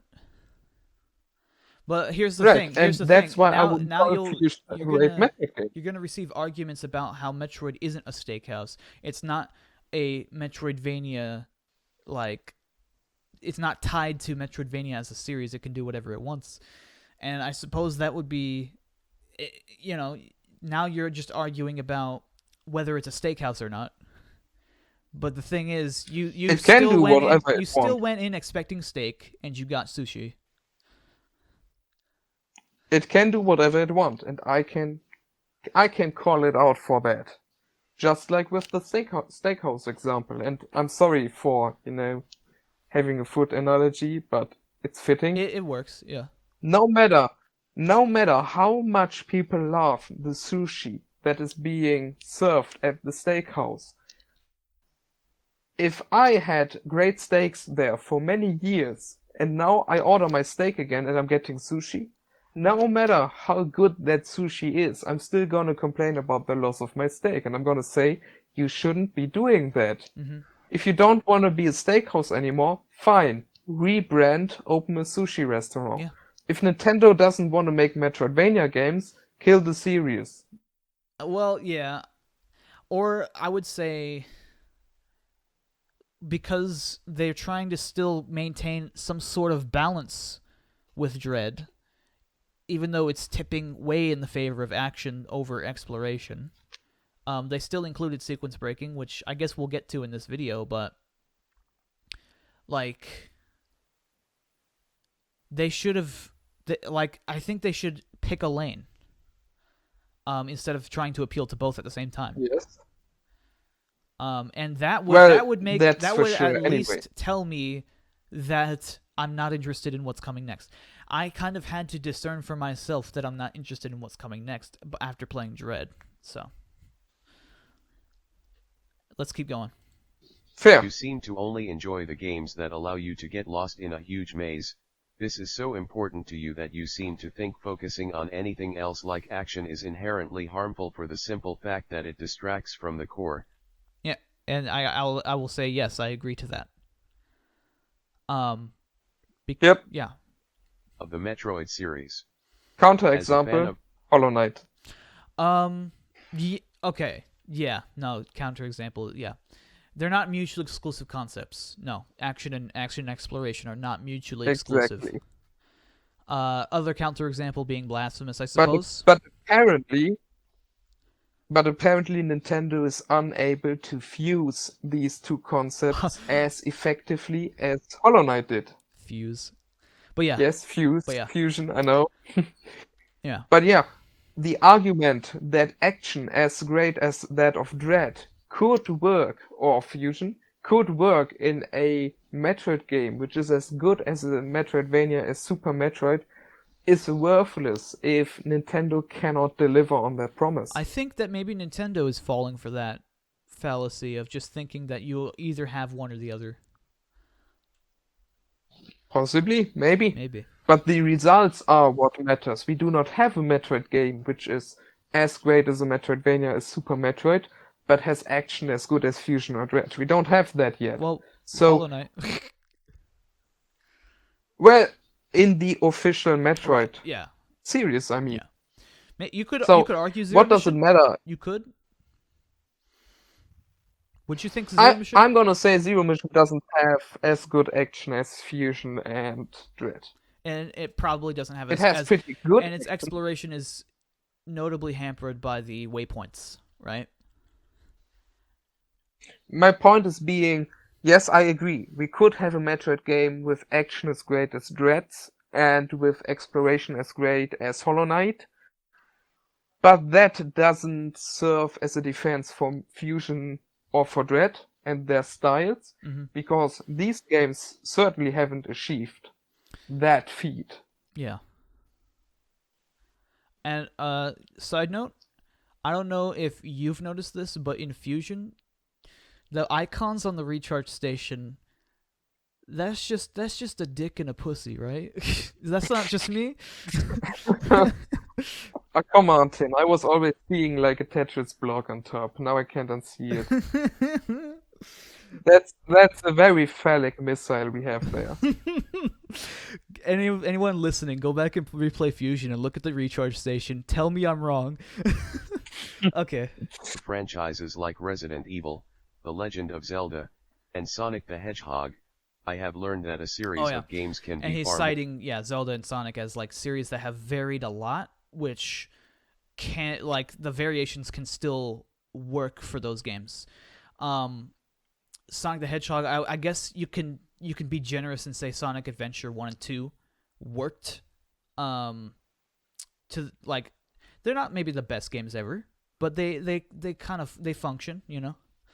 And then you have the classics, and then you have the Rush games, right? And so they have some variations in gameplay. I would say though that maybe the Sonic games didn't forego their core appeal, which is just speed and action and like just coolness, right? I think that was always what was at the core of Sonic, and physics-based gameplay was at the core of classic Sonic. And I suppose you could I think that's why the classic fans argue that nothing has ever like come close to the classics, because everything else has lacked that physics-based gameplay that made the classics like feel so fluid. And you'll even see people like FeixMan making this argument, right? Well, going back to Metroid, we do have great variation in Metroid too.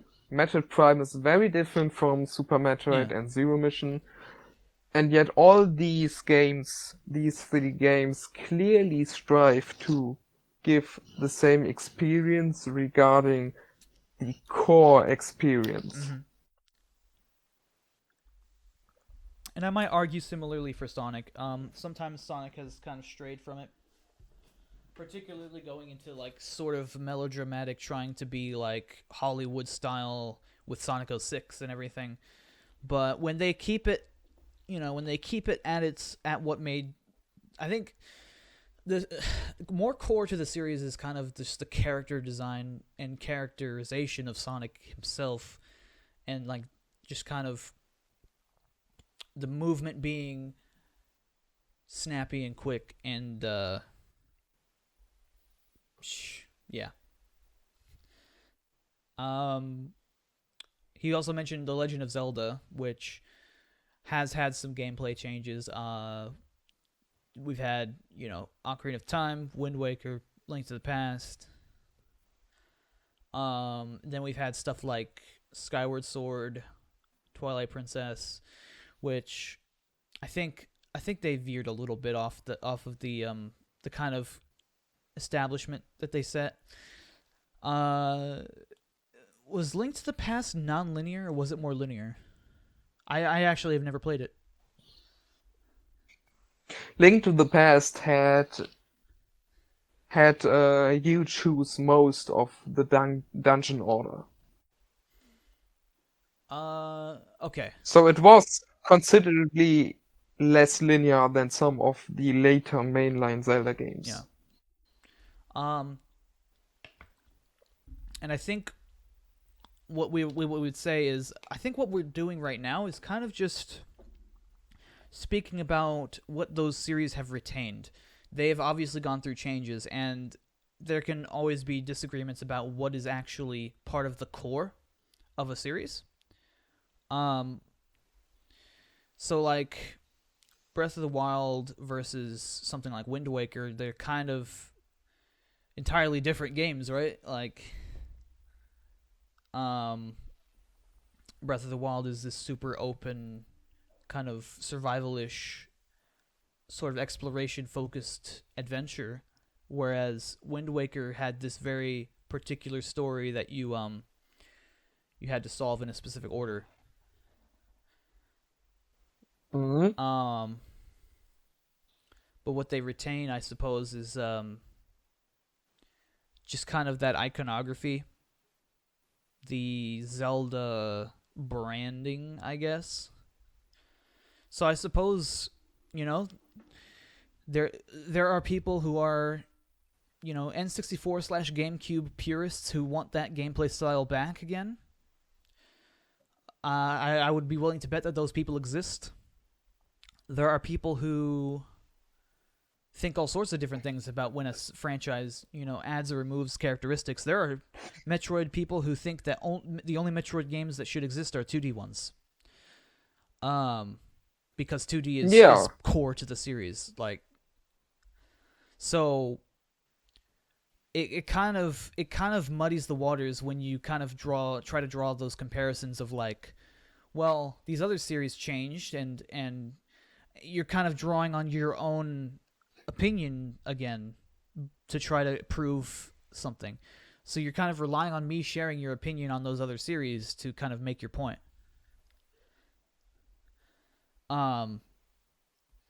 So I wouldn't say I would say the classic Sonic fans who want the game to just stay like the classics, they're not any wronger than the people who want the game to just be adventure or whatever.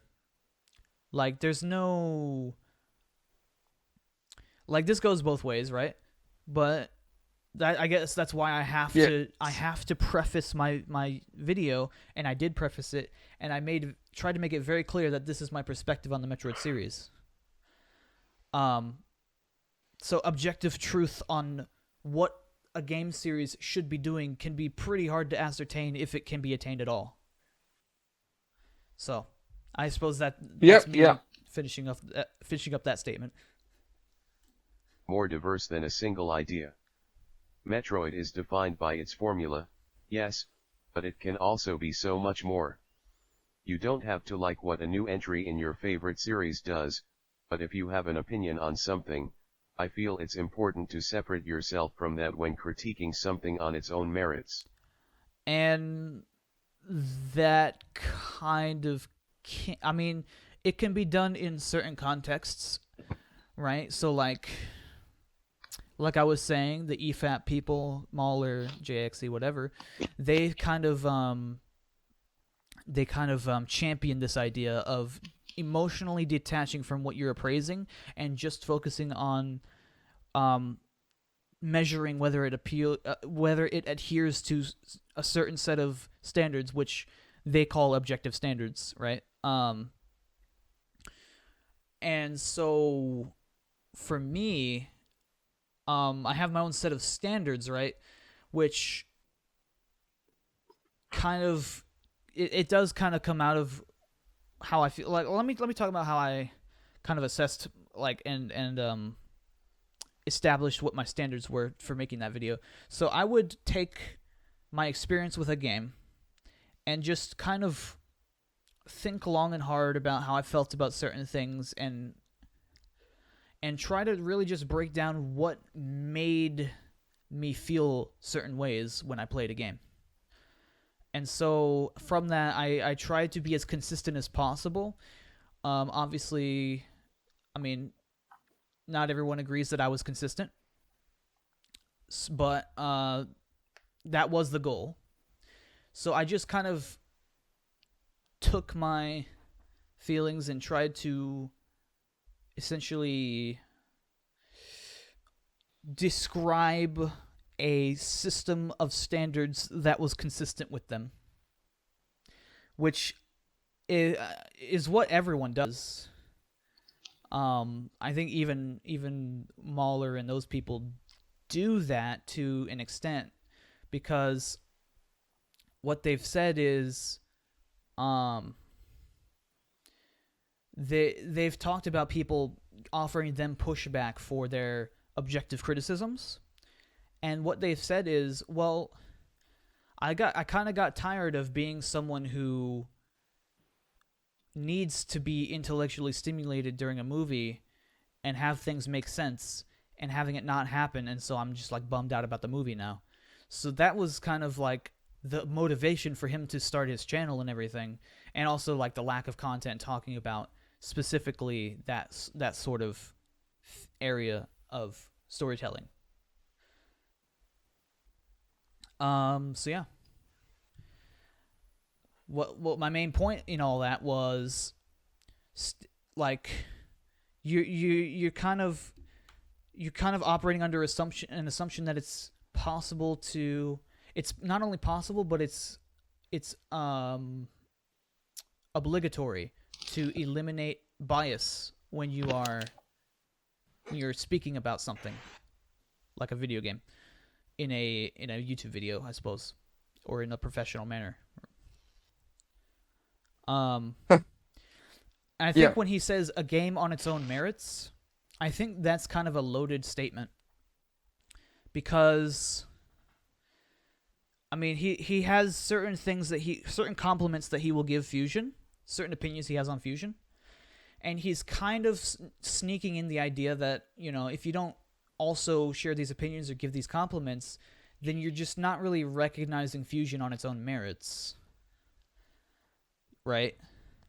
Like, if the story didn't really compel you... Yeah, that's like a generalized defense. Right. If the story didn't compel you, or you didn't care for the gameplay because it differed too much from the other games, you're being less objective, or you're not appreciating it on its own merits. And, you know, it is, of course, important to be able to look at media. Right. What were you saying? That's an issue, though. Of course, it's important to be able to look. It's important to be able to look at media and judge it on its own merits. But you cannot use this to defend everything, because basically, if you look at Metroid Fusion, for example, and look at it on its own merits, what is Metroid Fusion trying to be? Well, of course, it's trying to be Metroid Fusion. It already is that. That doesn't help us with the question. What I'm saying is, on its own merits is kind of a loaded statement. Yeah, that's what I'm saying too. It's kind of like a cheap defense as well, because it basically, first of all, it kind of attacks the person who is stating the critique, because it implies they're just unable to see the game for what it is, instead of having legitimate points. Secondly, it doesn't help us to, judge whether the game even should be attempting to do that. Sure, you can judge Fusion on its own merits. You can judge Fusion on whether it was successful in being more linear and cinematic. Yeah. But the issue is, I disagree with Fusion even trying to be more linear and cinematic. I don't really care all that much how well it is doing that. I think that cuts to the heart of it more so than my whole like rant there. Yeah, that hits it right on the head. Of course, Tim isn't really interested in looking at Fusion on its own merits.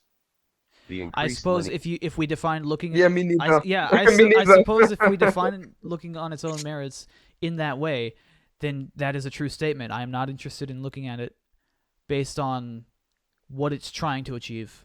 I'm interested in looking at it based on how it represents the Metroid series, right? linearity of this game Yeah. does have consequences, but it also offers many design benefits as well. Tim acknowledges none of the ways Fusion plays into the strengths of its more linear design. I think I did actually. I acknowledged at least one way, and that was it makes it so much easier to surprise the player. If Yeah. you didn't have such a heavy story involvement and such like controlled events happening, you couldn't surprise the player as easily because the player could be at any point in the map at any given time. The surprises would have to be based on places in the world that you had not been to yet, as opposed to parts of a story that you hadn't, progressed to yet. Because, like, the first time through Area 5, you don't get that jump scare. The second time through, I think, is when you get the jump scare. But, yeah, that's one strength. So if you want to surprise the player more, a linear design is going to help you more, I think. In specific context. Anyway. And instead Laser focuses only on how the linearity damages his perception of the true Metroid experience. He also misrepresents this game as far more linear than it actually is. The majority of upgrades are collected by defeating bosses. However, you didn't defeat the boss for the upgrade. You defeated the boss because it's a boss.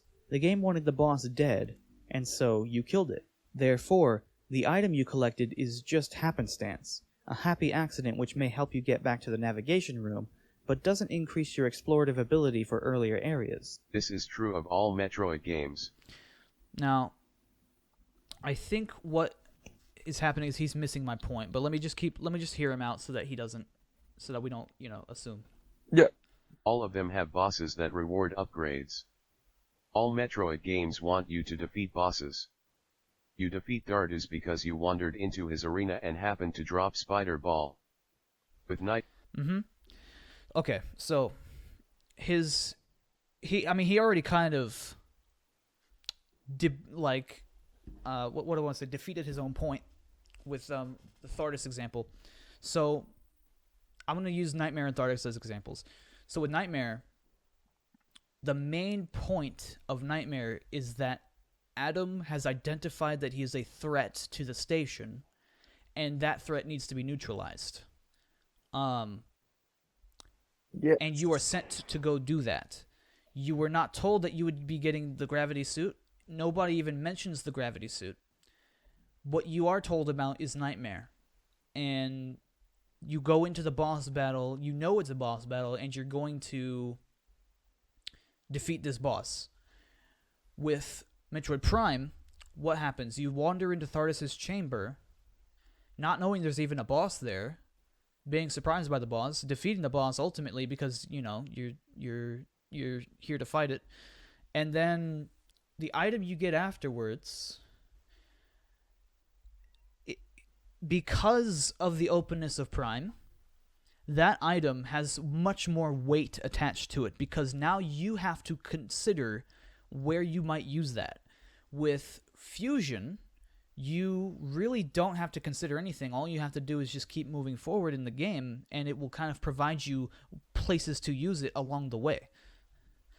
So, with that, the actual importance of the item is pretty de-emphasized compared to other Metroid games. And the weight of the actual boss being defeated is emphasized more than in other games. So that is why I made that statement in my Fusion section. Did you have anything you were about to say? I was just gonna agree, because in Fusion you have at least three instances where Adam explicitly tells you this threat needs to be eliminated. While in Metroid Prime, the only threat you want to eliminate is basically the Metroid Prime, and the whole game is just Samus doing what needs to be done to access the Metroid Prime. If a boss is in your way, then you'll have to defeat it, of course. But it's not like in Fusion, where you are being sent to kill bosses, and you get an item along the way, and then you report back to Adam, and it's not like you made much progress, it's more like you've done what you needed to do, let's see what task you will have to do next. Mm-hmm. And in Prime it's much more natural, you are just investigating the situation, and you may stumble upon a boss. Yeah. It's far less telegraphed, far less. You're far less informed about what you're gonna find, and yeah, we'll get to that in terms of the horror aspect in a bit. He actually brings that up. You now have the ability to explore the lower part of Sector 4 on your own, so your example doesn't quite work. Oh, Most right, of the and he's talking about the Sector 4 underwater area. And so, like, when you get the gravity suit, you're immediately kind of pushed towards that water area. You kind of don't have any option but to go to that place. So, to call that exploration is kind of dubious, in my opinion. Right? As I was saying, in Prime, you have to literally, like, think back to what you've seen and where you might be able to use that ability. Whereas in Fusion, there's no such requirement. Power-ups allow you to also explore for expansions as well. It's far from the straight hallway game you make it out to be. No. I literally just cited that they give you no option but to go to the underwater section in Sector 4. So that is quite linear. Quite. Yeah. With the Various suit, the diffusion missiles, the space jump, the wave beam, the wide beam, the plasma beam, and even power bombs, you're not going to have that aha moment where you remember an old spot to try them in, and have that lead to progress. This isn't entirely true. It's true that item-based progression is no longer done on a macro scale, such as with Super, but it's done within each sector. And I agree with that. I think that was even something I brought up in the Fusion part, where yes, there will be parts where within one, let's say, chapter, within one mission, you have a space that is pretty small in which you can go back and forth and, like, try to find where you're supposed to, like, use this to complete the mission. But once that mission is complete, that's it. You're not gonna go back on your own volition to, like, go find some other avenue that will progress the game further. If that makes sense. The only time I can think of that actually kind of being a thing is when the power gets cut, you go back to your ship, and then a lot of that is done without instruction.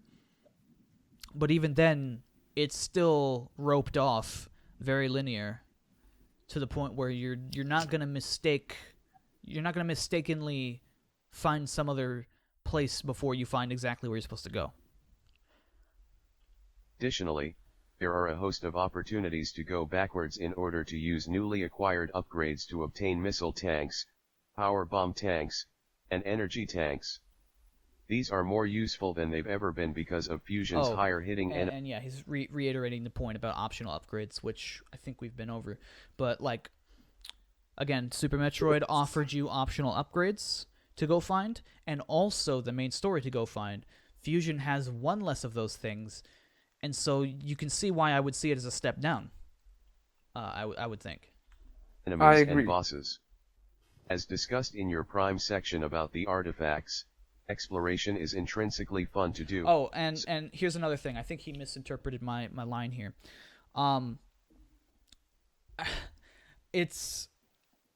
Here's what he, like, my Prime section about artifacts. I never meant for that to be interpreted as I will 100% any game I play. You see, that because that's not what I meant when I said that. When I said that statement, I think with my examples of Breath of the Wild and Odyssey, you can kind of see my criteria a bit. I have to like the game before I can get to that point where I'll do anything to complete a task in the game, right? Yeah. So his idea is that I should kind of already have just the drive to get every collectible in every game I play. Hold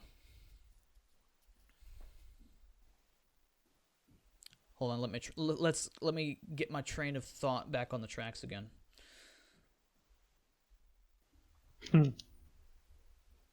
I had another point I was gonna make.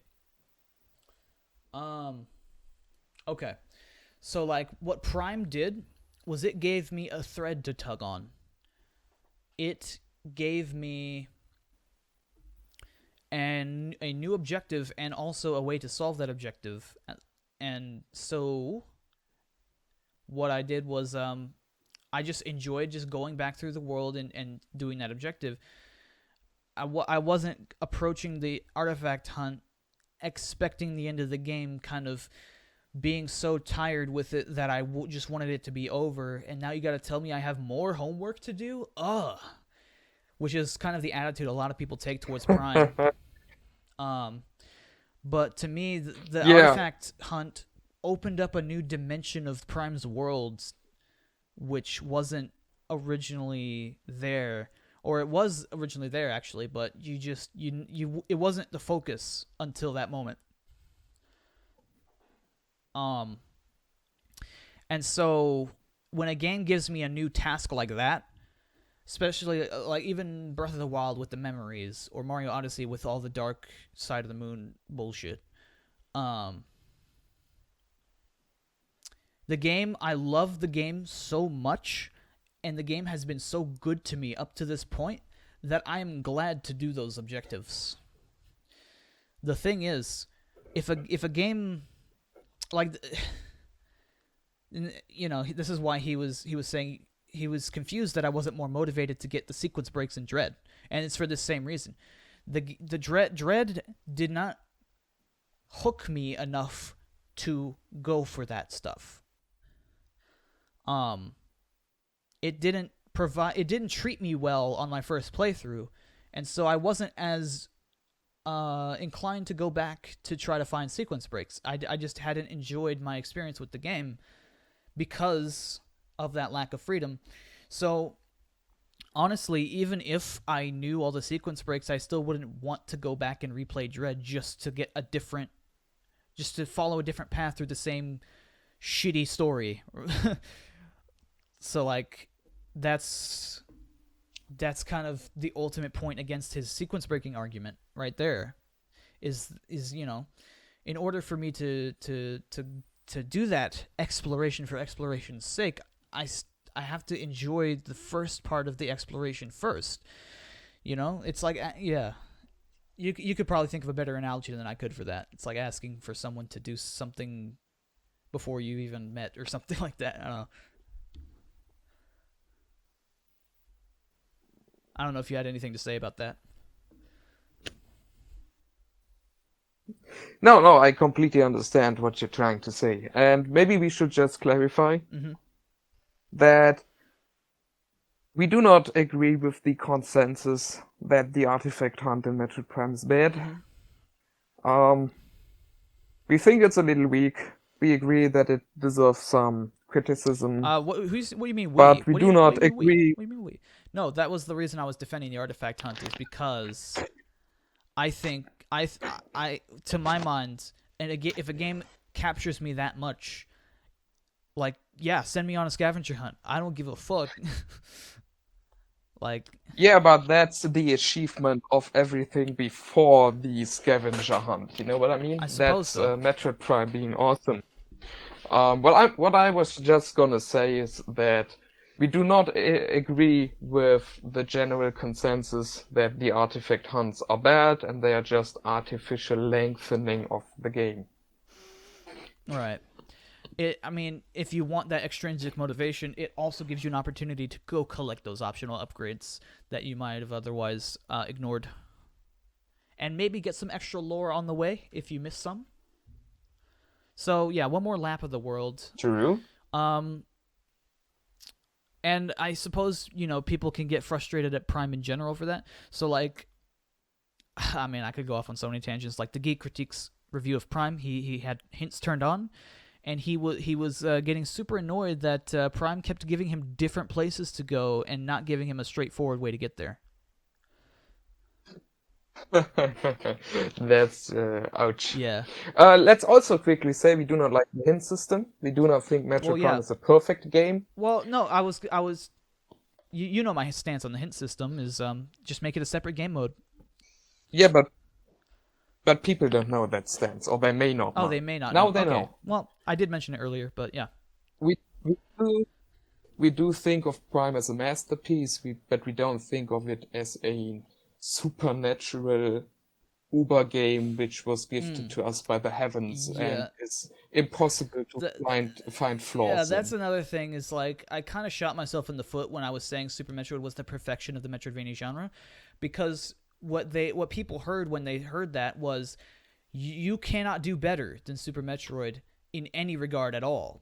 Super Metroid is literally the Metroidvania, and that's all there is to it, which is not is not something I believe. When I No. said the perfection of the Metroidvania genre, what I really was saying was the formula was perfected. I would say the fundamentals of Metroidvania were perfected with Super Metroid. Like, if you want a high What level, you did if there- you want a high level blueprint on how to make a Metroidvania, look at Super Metroid and then go from there. What were you saying? What you did there was what you were doing there was to judge the game on its own merits. Hey, and the reason I did that is because that is what sold me on Metroid as a series. Those are the merits I'm looking for in Fusion, which don't exist. So anyway, Agreed. Yeah. Yes. Also, just another little thing I want to say real quick, since I just gushed about Metroid Prime. I also don't think Metroid Prime is the final state of video games. I don't think Metroid Prime necessarily must be the best Metroid Prime game ever. I'm hoping for Metroid Prime 4 to be better than Metroid Prime. I'm always hoping for better. I mean, we can harp on about sequence breaking all day. Like, Prime doesn't have any, and I think it would be nice if it had some. The only thing I have to say about that is that sequence breaking isn't what makes or breaks my experience with a Metroid game. It is how the player is treated on their first playthrough, or just on a casual playthrough. Just the general treatment of the player matters a lot, and that is why Dread scores lower despite having sequence breaking than Prime. Anyway. So it's great that there's plenty of it here in Fusion too. Oh, he's talking about, I think, There is optional upgrades. Fun to do. So it's great that about the artifacts, exploration is intrinsically fun to do. Oh, no, he's saying, okay, quoting my statement about exploration being intrinsically fun, and he says, "Well, there's plenty of that in Fusion." So it's great that there's plenty of it here in Fusion too. Which, there isn't as much as in the other games. okay, there's your point. Well, that's a contradiction. He says there's he says now he's arguing basically against there's less exploration than the other games, but there's still some. There's still a little bit, you know. Yeah. Sure, but there's still plenty here. This style of gameplay Well, relies on there's the still an amount. player getting surprised. The more replays one does of this game, the less these cheap surprises work on them. One thing that is so great about traditional Metroidvania is its high replayability. An on-rails story experience is about as fun to replay as a movie is to rewatch over and over. This one especially seems problematic to me. First, there's nothing cheap about the game throwing these twists at you. Okay, so here's where he's kind of confusing my statement. I can clarify here. The word cheap I used because the idea of doing the twist I see as cheap, not the actual execution of the twist. Right? That's what I was attacking, was the idea of doing one of those twists. I see that as cheaper than what you can do with just solid Metroidvania design. And that goes into replayability. Like you know a twist, you're gonna know the twist, and he's gonna address this point in a minute. So I'm going to play the video.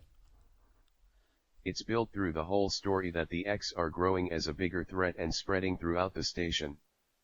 They're trying to hinder and sabotage you at every turn. The fact that they're willing to die on the BSL just to kill Samus shows that they understand that Samus is the only living thing to pose a threat against them. This strategic thinking on the X's part is a huge part of the story and makes them that much more threatening. It's perfectly logical that the X would do this, and these moments being in the story make the game that much better. Nowhere near cheap. Right, and what he's more so speaking on the execution of the twists rather than the actual idea of including twists in your game. Yeah. Secondly, you are trying to state that these story moments don't work as well on repeat playthroughs because the player already knows about them. This is true, but this is also true of literally any piece of storytelling in any form of media. And I Metroid think here's where he kind of turns it into a true false versus a how replayable is it, or how memorable is it, or like, you know, how much does you remembering it impact your experience of it. Games have great story scenes, but none of them are gonna be as interesting as your first time through. As an aside, exploration isn't gonna as interesting on repeat playthroughs either, so this replayability issue isn't exclusive to So his point is, let me just keep going. The story. But anyways, the escape sequence. Okay, I think he's said it. So what I'm getting at is, what Fusion does is it relies on that novelty, on that, on you not knowing about the experience for the experience to retain its value, because it tries to surprise you with Yes, we talked about that before. I really hate how much, or let's say how little, Sakamoto thinks of his audience with Fusion, and much more so with Other M, where the entire writing of the story only seems to be interested in shocking you. It seems like he thinks the player is some kind of simpleton who takes everything as face value, and if you have the slightest and the most stupid twist you could imagine, they're gonna be shocked and have an impressive, astonishing experience. Because he plays the twist up and makes it central to the story, right? Like the whole Federation is secretly evil thing. It's really obvious. Yeah, and it's really obvious with Other M because the amount of twists is simply ridiculous. It just doesn't end. I mean, that's why they keep you in the dark about what you're even doing half the game. True. So back to Fusion, or back to I guess Prime. Prime is more replayable than Fusion in the regard of its story, because its story is delivered to you through these scan logs. It's not exposited to you through characters. So what that lets you do is either ignore it or tune into it at any point. And also, I want to say the vast majority of the quote-unquote story that you get in Prime is actually more so just descriptors of the world you're experiencing than plot details, which I think makes for a more replayable experience, because, you know, how many times are you going to want to, like, look back at maybe something you've been learning about and just be like, hey, that's kind of how those things operate, versus, you know, rewatching a movie or whatever. Now, he'll get into this, so I think I'll have more to say in a minute, but yeah. At the end of Super Metroid won't be as exciting your 100th time through, nor will the scene you're showing in Fusion. Fusion being more right, and he said the ending of Super Metroid won't be as exciting your 100th time through, and what I'm saying to that is, well, it's a good thing that it doesn't make up the majority of the game, doesn't it? Isn't it? You know? Like, Super Metroid does not lean into its story, it leans into its exploration gameplay. Story focus does mean that this game won't be as replayable as something like Super, but Fusion is far from the only Metroid game to have this approach. Games with sequence breaking in them do have a unique way of offering a fresh experience on repeat playthroughs. Super, NES, Dread Zero Mission offer this quite well. The rest of the Metroid games still offer ways to make a second playthrough more interesting.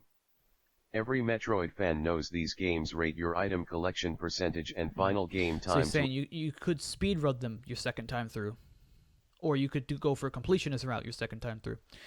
And I think he's kind of looking at it in more so mechanical terms, in terms of replayability, where he's looking for newer things to do in the game, as opposed to, I think, just having the quality of the game kind of be good enough to replay again. I'm trying to put what I'm thinking into words. It's kind of hard. Because I've noticed his list of like things that make a game things that make a game replayable is things that you haven't experienced yet. Is what he's saying. He's saying a game is replayable if it offers things you haven't experienced yet. Well, and also, he's kind of saying the main reason why you would want to replay a game is because you want to get good at it. That's a very good reason to replay a game, but it's certainly not the only reason why you would replay a game. I replayed Metroid Prime a lot because I basically replay it every year since release, at least once, and I never tried to get good at it. Naturally, of course, I got good at it, but I never got into speedrunning or doing some crazy secret world exploration. Yeah, and that's not why I play or replay Metroid It's almost Prime. taken as a sort of given that's what you do with these games, is that you try to speedrun it, you try to completionist route, you know, which of course is not something I'm interested in. Part. And that could be a criteria. It's a huge part of the Metroid community. Yeah, it is, and I it's and I think it would. You first, Mr. It Tim. can be a major criteria for a lot of people who judge a Metroid game based on whether or not it's fun to speedrun, whether or not it's fun to do completionist route. That's just not what I judge the games by. And you can even just go back to one of my first videos before I even made the Dread 7-hour long form video. I was talking about this, where my criteria for Metroid is not based on how well you're able to speedrun it or how fun the completionist route is, because I just don't play the games that way. yeah, personally, when I play a game, I Well, try to experience the lion's share of the content. If there's something like I'm like experiencing like a big chunk of the game that I don't have yet to see, I will try to get that, but I'm not doing 100% because you get diminishing returns after a certain point where your efforts are rewarded with little things that honestly doesn't work for me. You had yep, something to say. yeah. Oh, I was just gonna say, even if the two of us are not big into speedrunning Metroid, I still fully recognize that it's part of its history, and I think a Metroid game would be wise to include some things that make the speedrunning experience more fulfilling. But I'm also gonna say, if you want your game to be very replayable and speedrunnable, you're most likely better off designing your game like how Super Metroid was designed rather than Fusion, because finding routes and paths is also a very important part of the speedrunning community. And you know what? Just look at the popularity of Super Metroid speedrunning stacked up against Fusion speedrunning. It's like no contest. You know? Exactly. Super Metroid was basically the... If I didn't know any better, I would think it was the game that invented speedrunning. Yeah, it's been very influential regarding Yeah. speedrunning. To encourage going through again with unlockable art based on how well you do. I think Fusion, while not as replayable as Super for example, is still very replayable. Prime story. And I would say there is some replay value to it because I did replay Fusion many times. Yeah, me too. Yeah. But I would say it's less replayable than something like Super Metroid or Prime for the reasons that I stated. Because, replaying Fusion, I just skip all the text. I don't care about the jump scare. It's literally just the gameplay after a certain point, which if your game, like, I was playing Fusion just to play it. But I think replaying Super Metroid and Prime, I'm getting into it more so. After a certain point, Fusion's story kind of stales, I think. But that kind of isn't an issue with Super and Prime because the story actually isn't front and center as much. Prime 3, I just haven't replayed a lot. But I would expect that if I replayed it like a freaking madman, like a dog, I would eventually feel the same way about Prime 3's story as I do about Fusion's story. Maybe with a few less kind of obnoxious, twisty moments, but still. Story about the Phazon on Talon 4 is told Yeah. in a different way than Fusion's story, but it's not going to be as interesting on a repeat playthrough because the mystery is gone when you already know the story. Right, and that was the point I was making earlier, which is you see the scans in Prime, not a lot of them have to do with the main plot. A lot of them are literally just, here's this thing that you've just laid your eyes upon. Here's some more info about it. And It's world world building, and yeah. he's saying that the mystery of Talon 4, for example, will fade. But really, Talon 4 is a great character. Yes, I'm describing the planet as a character. That planet remains interesting even once you have understand the gist And of I it. think another When he's key point. criticizing, Yeah, I'll let you keep going. if he wants to criticize a game for structuring its story in such a way that it becomes less and less effective the more you play it, he should be criticizing Fusion, Other M, and Dread, because these games heavily focus with their narrative on twists, which will It fade hinges on even it. quicker than Mystique. It hinges on it, yeah. And I want to say, Yeah. even with Prime, they've left so much that is cryptic and vague so that you still do have that sort of mysteriousness left intact after you play it. That was one major point I was making with my video was intrigue was the theme. You don't want to be flatly told about the game world in concrete terms all the time. There are certain times where it's better to just leave something vague in order to maintain that mystery. The Chozo, like, what exactly happened to the Chozo? Where exactly did they go when they left the physical realm or whatever the fuck? That is not a question that we need the answer to. And having no answer to that question and just having that statement being made in the game makes it, I think, more replayable than Fusion's sort of writing style. Because what Fusion does is, by the end of Fusion, you are completely aware of everything that happened, and there's really no mystery left to be thought about, like, in those terms. And that kind of... Yeah, Fusion, Other M, Dread, they are all very plot focused in their stories and not so much world or character focused. So really, once you don't feel like going along with the plot anymore, you don't have much story reason to come back to. Yeah. And of course, you can get bored of every story. That's just natural. Yeah, but yeah.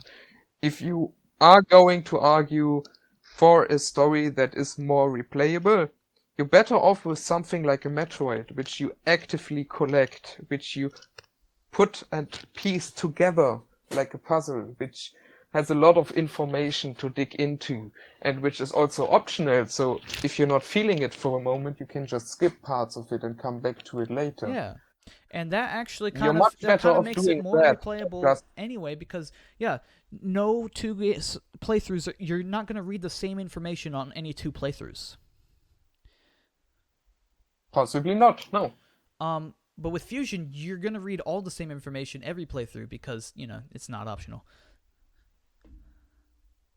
So it's going to wear a lot thinner a lot quicker. Why criticize only Fusion for something that most games are guilty of? Well, One could argue that because Fusion doesn't allow skipping the dialogue, this hurts repeat playthroughs. This is 100% true. It sucks that you can't skip these scenes. But the complaint there isn't with the story. And yeah, we just acknowledged that. I'm glad he acknowledged that criticism. But I think skipping Fusion's dialogue doesn't mean that you're going to get the same thing out of it that you would get out of it like a Prime game. You can skip Prime's dialogue, but you can also read it whenever you want. And when I say Prime's dialogue, I mean Prime skins. Story then, this complaint I know would what then you be mean. with unskippable It's scenes. like it's like not a matter of just simply skipping it. It's like a fundamental structure thing with how the game is made. If the game simply allowed the player to press the start button to instantly end a story scene. Which is why I kind of don't give Dread any breaks for letting you skip the dialogue. I more so just critique the dialogue itself. I don't want to say I don't give it breaks. I say, well, at least we can do that, which does put it ahead of Fusion in the whole, player agency thing. The game would become far more replayable. So here we're starting to notice a shifting measurement of criteria. As if his perspective changes game to game. Oh, and he's making this point because I criticize Fusion for being not as replayable as Super or Prime. But we just went over, a lot of the details of that, which make it ultimately, I don't think it sounds like a contradiction. But he's saying basically what I'm doing is applying, he likes to say, well, if I can have this opinion over this other thing, that means that you are adopting two different views. Tim is now criticizing only Fusion story segments for something far from unique to this game. It's not that it's far from unique, right? We've already gone over this. It's the fact that the story relies on these surprises means that the surprises means that the game will wear thin a lot quicker, and we've already gone over this. And an issue far from exclusive to just a game's story. Meanwhile, traditional Metroidvania, with its de-emphasis on story, tends to feel more like a place you can revisit over and over, which, to me, is much more compelling. You say the emphasis on story tends to feel more like a world that is fun to revisit. My problem with this is that Metroid Fusion proves that you can have both. And his whole proves that you can have both is, again, he's going back to Fusion's merits or whatever. He's gonna what he's doing? He's saying essentially, you can have this linear story with Fusion and have all this restriction and still feel like you're revisiting a fun world to explore, even if everything is focused on plot all the time. An interesting world or place is not mutually exclusive with a focus on story. Both. Right. So I think he's missing the forest for the trees or some other statement like that, because yeah. Fusion and Prime, despite going about storytelling in different ways, are massively enhanced by having stories. Their worlds are far more interesting with their stories than they would be otherwise. I kind of disagree. I think it would have been more interesting to have these space stations play out like a traditional Metroidvania, and then maybe you get some story bit. Yes. Like I was saying this in my Fusion section, you could literally reorganize Fusion from the beginning all the way up to Sector 6, right before you get into the chamber. You could reorganize that into just a regular Metroidvania, and it would still it would contain just as much story relevance. Right? Like, I think that the most relevant things that happen in the story is the X starts spreading. You fight some bosses, you gain power-ups, and then the only significant thing that happens after that is you find the secret plans that the Federation had been hiding there, the secret Metroid breeding project. So you could do everything that Fusion did up to the Sector 6 without needing dialogue, pretty much. Yeah, I'm gonna stand by that. Having a lack of story doesn't make your world more interesting, it makes it less interesting. If you want to say that Fusion not allowing you to skip the story scenes takes away from your ability to explore the world on your own, then that's fine. It doesn't for me personally, but if you personally prefer exploration at all costs, then that's your opinion. Okay. So, like, that means I'm not wrong. Again, the issue there is that Fusion doesn't allow you to skip the story, not the fact that there is a story at all. No, because putting so much focus on the story, like if you could skip all the dialogue in Fusion, you would still have the restrictions in place, which will hamper your explorative abilities. Well, there's also the issue that the story in Fusion is being told via means which are not necessarily the biggest strength of the medium of video games. Exactly. In Metroid Prime, most of the story is embedded into the world which you are exploring, which is of course a great solution. Since you're playing a Metroidvania game, you are already exploring. And the story has become a pickup, basically, kind of like missile containers and energy tanks. And I'm not just referring to the very explicit scan logs. Even just level design tells you a lot. Everybody is gonna recognize the wrecked frigate Orpheum when they walk through it again after it has, sunken underneath the waterline and has been flooded. Environmental storytelling is a thing. For example, in Fusion, basically the majority of the story could be told as a book because there's so much dialogue. True. So much is explained. For example, Adam tells you that the security robot, I think it's called Box, B-O-X, I don't even think they has give it a gotten name. over. I think that was found out maybe in the manual or something, because I don't remember hearing its name being mentioned in Fusion. Possibly. But yeah, keep going. Anyway, Adam tells you it's become a threat, and you need to localize it and destroy it. You could have done that without having explicit text. Samus Returns does something similar. It shows you the giant Diggernaut destroying a Shozo statue and stealing the item from it. As soon as you see that, you immediately know this guy is gonna be a problem. He just stole an item from me. Now I gotta receive it back. He may steal more items if I don't stop him. It's just naturally told through an occurrence that happens as soon as you walk into that was that a room. great example, actually. Yeah. That was a good example. Fusion has stuff like that too, but most of the story is just Adam and you talking, and then you following the story along the lines. Like, you just walk through the secret Metroid laboratory. And because it's so prevalent, it just feels like you're being micromanaged like some fast food employee. Yeah. The player is no longer responsible for their own progression. It becomes a movie. You may think traditional Metroid is alone, that no other game series I features think we're the hitting player. a point that I haven't actually seen the actual video yet. So this is gonna be, I think, new to me. Oh, okay.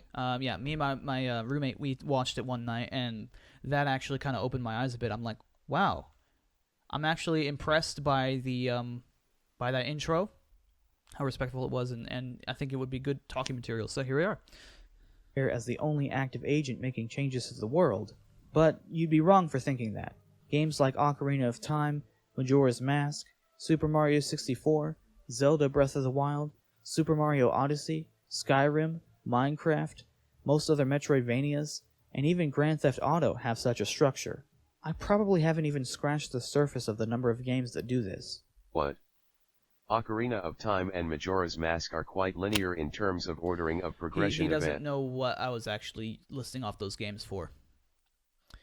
I was specifically saying those are games in which the player is the only active agent making meaningful changes to the world. In Fusion, we have the SAX, and we have the box robot, and other things which act as surprises, but ultimately, I was going to say they detract from that item-based progression logic, right? Because you're going to be making progress when you encounter those things, regardless of whether you had any thought in your mind about like where, like, item-based progression, essentially. So the progress that the player makes is kind of out of their hands in Fusion. It's based on these events that happen. And I was listing off several games in which that's not the case, where the player is kind of the one driving everything forward. And I think he seems to assume that I thought all those games were Metroidvanias.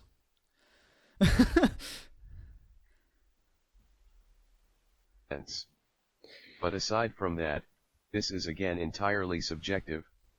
Just because you dislike linearity doesn't mean that games with some linearity... He's trying to say that I thought all those games were non-linear. I think he just completely whiffed what point I was making. Misunderstand Metroid. Also, is he using a texture pack? Because that's a red zombie. I've never seen that before.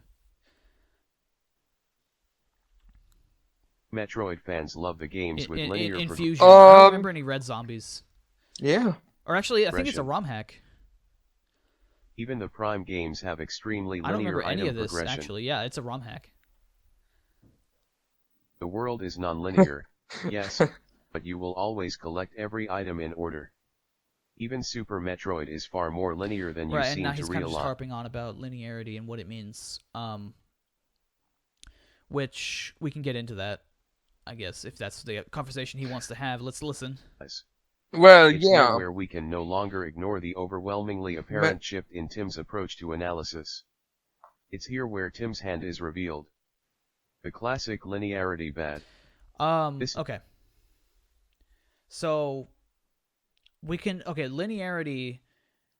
As I said in my earlier video, in the earliest part of my video in the Super Metroid section, linearity has several different definitions, and it applies to at least 3 things that I can think of.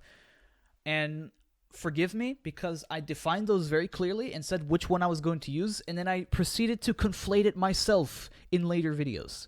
So forgive me for that, because that's how easy it is to just kind of throw out the word linearity, right? The first is that I defined was map linearity, as in how spaghetti-like is your map, or is it more of a straight line? You know. The second would be, I think what I view as the most important kind of linearity, and that is whether or not there's backtracking, whether or not backtracking is left up to the player to figure out. And that is nonlinear in terms of, okay, I'm going back to an earlier area in order to move the game forward. There's that kind of nonlinearity.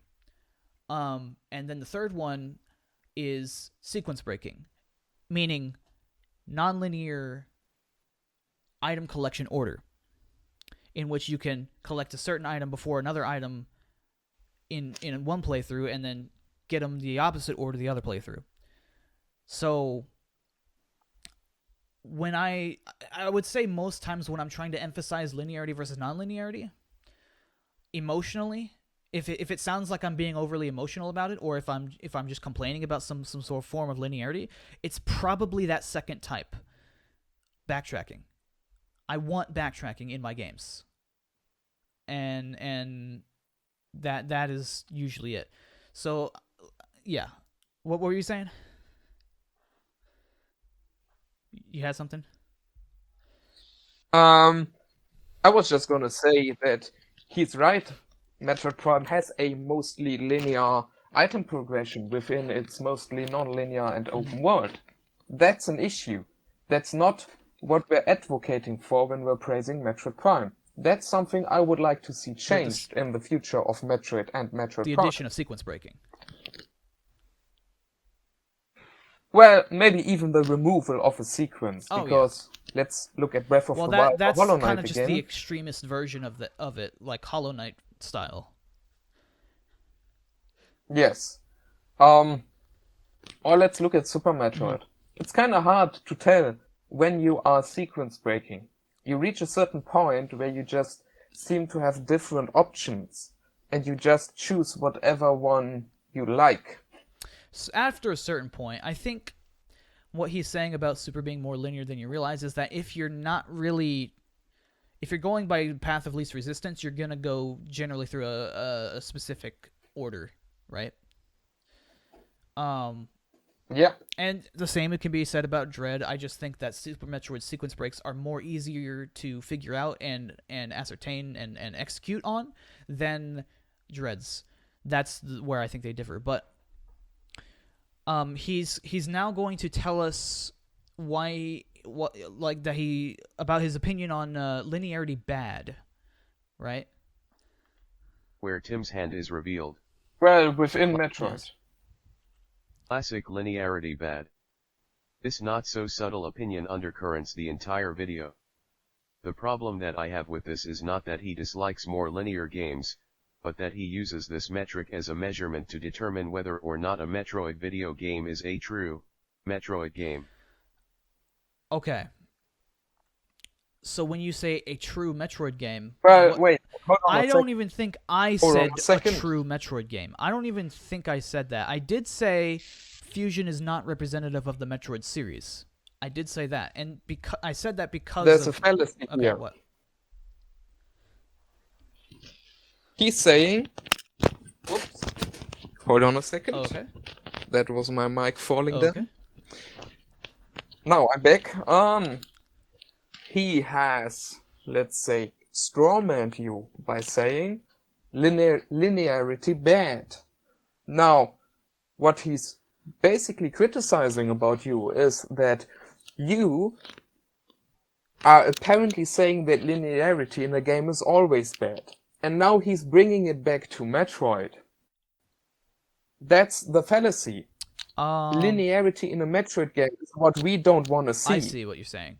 But that doesn't mean you can group us together with idiots who do not understand that linear games also have a place. Yeah. We are not the kind of people who get hyped every time a developer announces a new open world sandbox game, which is probably going to be horrible. Oh no, we're not like those hype beast people that are just like anything open, everything has to be these buzzwords, you know, non-linear open world. Yeah, we're talking within the context of the Metroid series, which has kind of established itself on this principle. But also, what I wanted to say, what did I say? I think I lost my point. Shit. Well, you were referring back to your Oh, I was gonna say, dude, I've been playing the shit out of classic platformers lately, like Super Mario Brothers, Donkey Kong Country, Mega Man. Like, if he thinks that I think linearity is bad as a concept, he's not paying attention. Like, I didn't say anything bad about Mega Man. I'm just saying, like, you know, when I was comparing Fusion to Mega Man, it doesn't mean I hate Mega Man. I'm just saying I don't want Metroid to go down that path of trying to be like Mega Man. Mega Man can be Mega Man. Metroid should be Metroid. And, you know, that's what I spend the whole video kind of defining how I view Metroid to be and what I want to see. So, yeah. Metroid game. The other issue that I have is how specifically he measures linearity. How specifically I measure linearity. Okay. He says Fusion is as linear as Mega Man, but Prime I didn't say that. We talked about that. Is entirely nonlinear. These are both statements I strongly... Did I say Prime is entirely nonlinear? But Prime is entirely nonlinear. Did I say that? I don't think you did. And if you did, we corrected that right now. Just now, unknowingly we corrected that and we I think acknowledged it's linear. He draws conclusions from what I'm saying that I don't actually make. These are both statements I strongly disagree with. Prime's world is indeed more maze-like than something like Fusion, especially with the ability to backtrack whenever you want. Mm-hmm. Glitches aside, the Prime games demand that you collect the items in a set order. Mm-hmm. In this way... That's what I'm saying. You know, Type 3 linearity, non-linear item collection order is something that Prime lacks, as well as Fusion. But again, I put the most weight on the second type, which is backtracking. Each Prime game is just as linear as Fusion.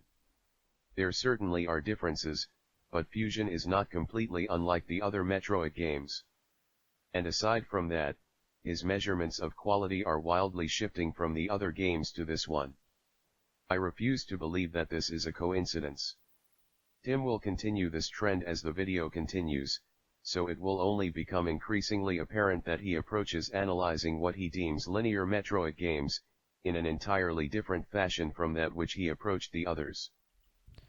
Let me think about what that sentence said again. Metroid games, in an Oh, yeah, he's just saying that I apply different standards to different games, which isn't true. It's just that you make exceptions for Fusion, or you make excuses for Fusion where they shouldn't be. Entirely different fashion from that which he approached the others. This is exactly what you want to avoid.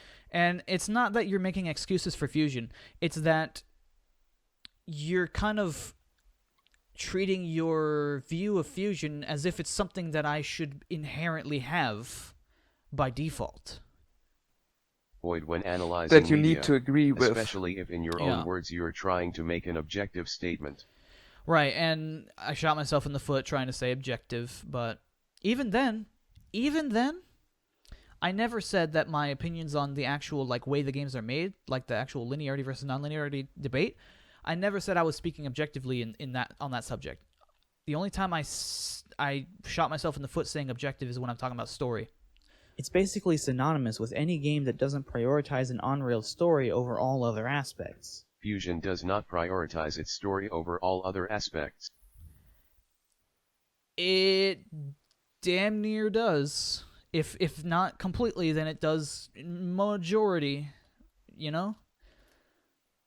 Like, there's boss battles. Yeah, there's segments of the game where you're doing your exploring within that little pre-designated section. Yes, there are those.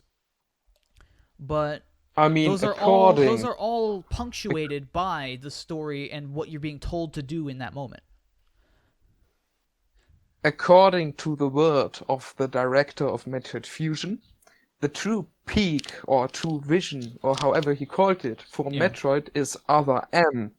And Other M certainly puts the story as the first priority. So it wouldn't be unreasonable to assume that Fusion wasn't, close to perfect in his mind yet, and that he still needed more, who knows, maybe processing power to make his true vision come true. And once he had that with Other M, the game he truly wanted to tell us, to give us, to have us play was Other M. And that's one thing I think people just kind of ignored in my video, was the point I was making that Other M is Fusion, but done more like Fusion.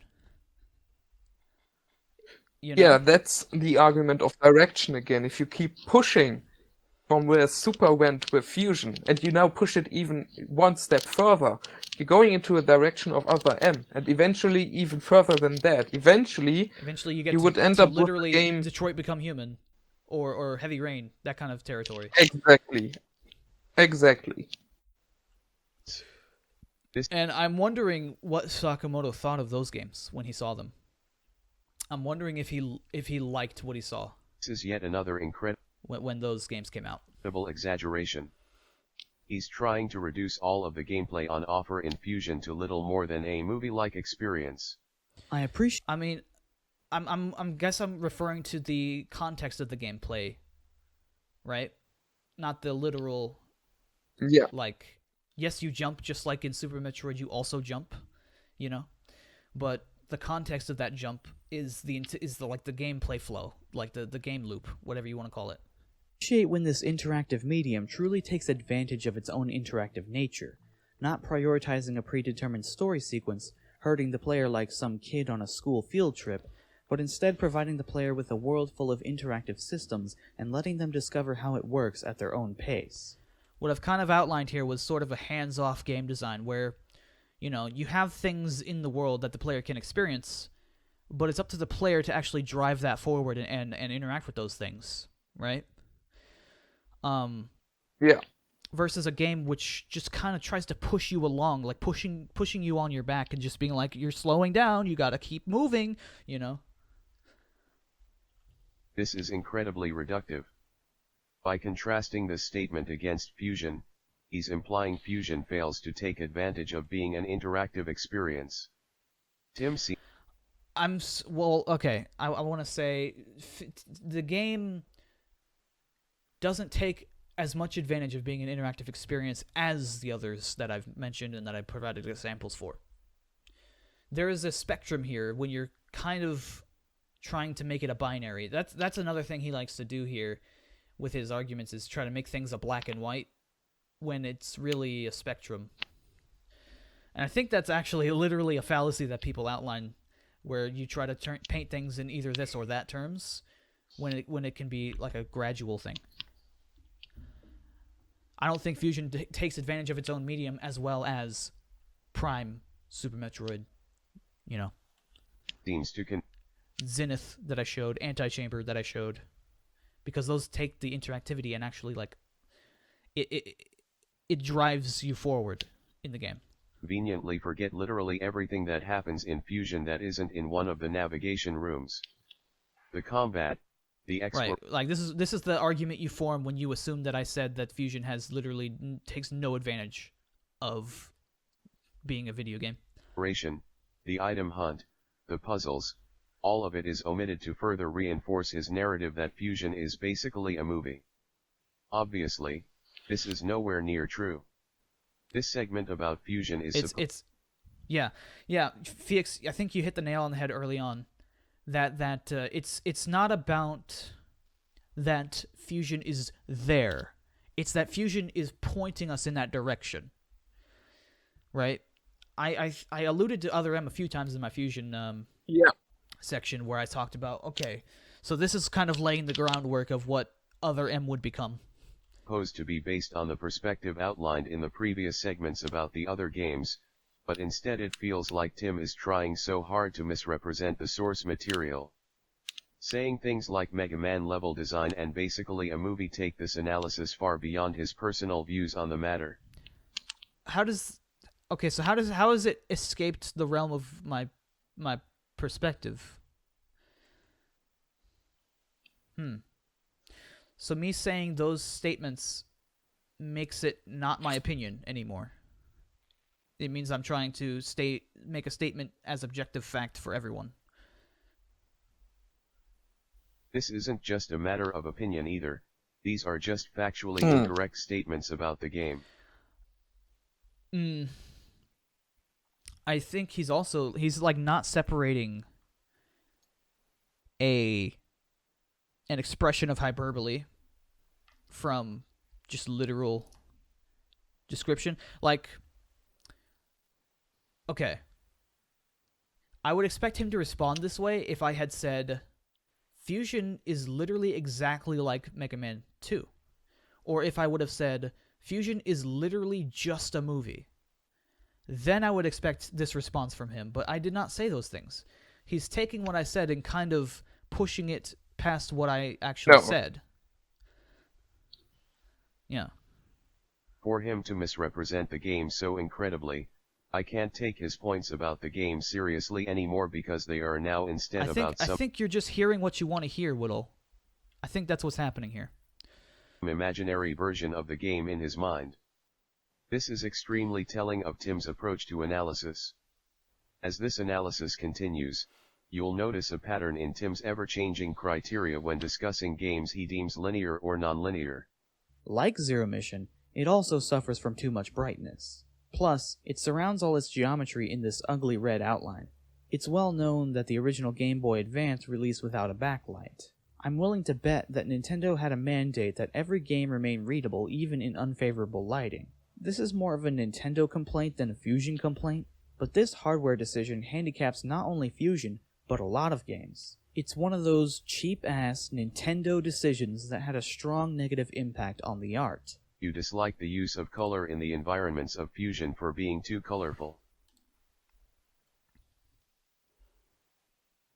Oh, so like he has this disclaimer on screen that says my footage is not actually how the vanilla Metroid Fusion looks. I'm trying a colorization hack in my footage. It's the only footage of Fusion I have right now. Okay, so like the actual visuals of the video where he's refuting my thoughts on Fusion's colorization doesn't actually represent Fusion.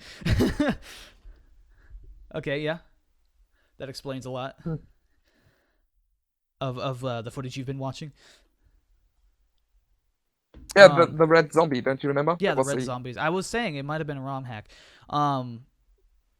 What was I saying? All right, so let's just keep on. It's difficult for me to say you're wrong for disliking them because this is quite subjective. I love the visuals for what they are, especially considering that this land is an exotic and alien environment that's not meant to adhere to the rules of our real world. I think my whole point was that the art direction of Metroid as a series is typically darker than this. That I prefer it when it is more mature looking, more dark, more gritty. Not that there can't be any color, but that the color is usually accompanied by, just some like bleak lighting and stuff like that. The visuals could do better to illustrate this idea by adding in some darker colors. Yeah. Sure. Yeah. But going as far as to call the BSL station safe and cozy is a hell of a stretch. Not exactly. Well, okay. So like in Super Metroid, there were so many segments of the game where you would have like a super dark room where like barely anything could be visible except for the outlines of the platforms that you can jump on, and just the art direction had that cascade into blackness that made it genuinely feel like freaky. And with Fusion, especially in the main deck and a lot of the artificial environments, you're seeing very like bright, like inviting colors in the palette that don't really mesh with the tone that Fusion's trying to set. Especially with its fan base talking how they do about it being like a horror game, basically. The negative effects of brighter visuals feel incredibly exaggerated here, and I think the environments do far more to help the atmosphere than they do hurt it. Regardless, Oh, so that ROM hack he has adds scaling walls. That's interesting. I wonder why they would add that. It's almost like that's something that should be in a Metroid game. this is what we Almost get. that if some people were missing that. Yeah. The art style is what it is, so no matter how it came to be, I'm not going to stop talking about it, especially since it still affects immersion. Tim says here that though he understands why the game has been colored so brightly, reason being to be visible on the original Game Boy Advance, he still recognizes that no matter how it came to be, it still is what it is. He will conveniently forget this later. And he's talking about me refusing to criticize Super Metroid for not having a scan visor when I've criticized Dread for not having a scan visor. And I'm going to say Oh, my criticisms of Dread's lack of a scan visor, I have to make this clear. When I was playing Dread, I was looking at the world, and I saw just this potential game that that had the scans, that had all the things that I wish was in there, including the scans. That I can't ignore. With Super Metroid, first thing you're gonna have to do is convince me that the game could support scans, technologically speaking. I don't even know if that would be like feasible to do, like on the SNES specifically, or the Game Boy, or any other game. But aside from that, I have no no. Because of that, I have no vision of Super Metroid with scans. Like, I can't see it. And when you give me a world like Dreads has, which is well detailed, and it's a world that is not unlike the Prime games in its level of detail, and you just kind of leave it at plot focused, cutscene focused story with nothing to dig your teeth into, it feels flatter than it should, because of that. Even games like Breath of the Wild, Odyssey have like little interactions you can do with characters, or just like little things you can notice. And with Dread, that's kind of not a thing because it's kind of just pushing you forward the whole time. And I want to say, even modern Metroidvanias, all of them that I've played so far, at least, like Hollow Knight, Blasphemous, and even Axiom Verge to an extent, have those text entries that are just adding richness to the game, that just aren't there in Dread. So while I don't hold the Super or I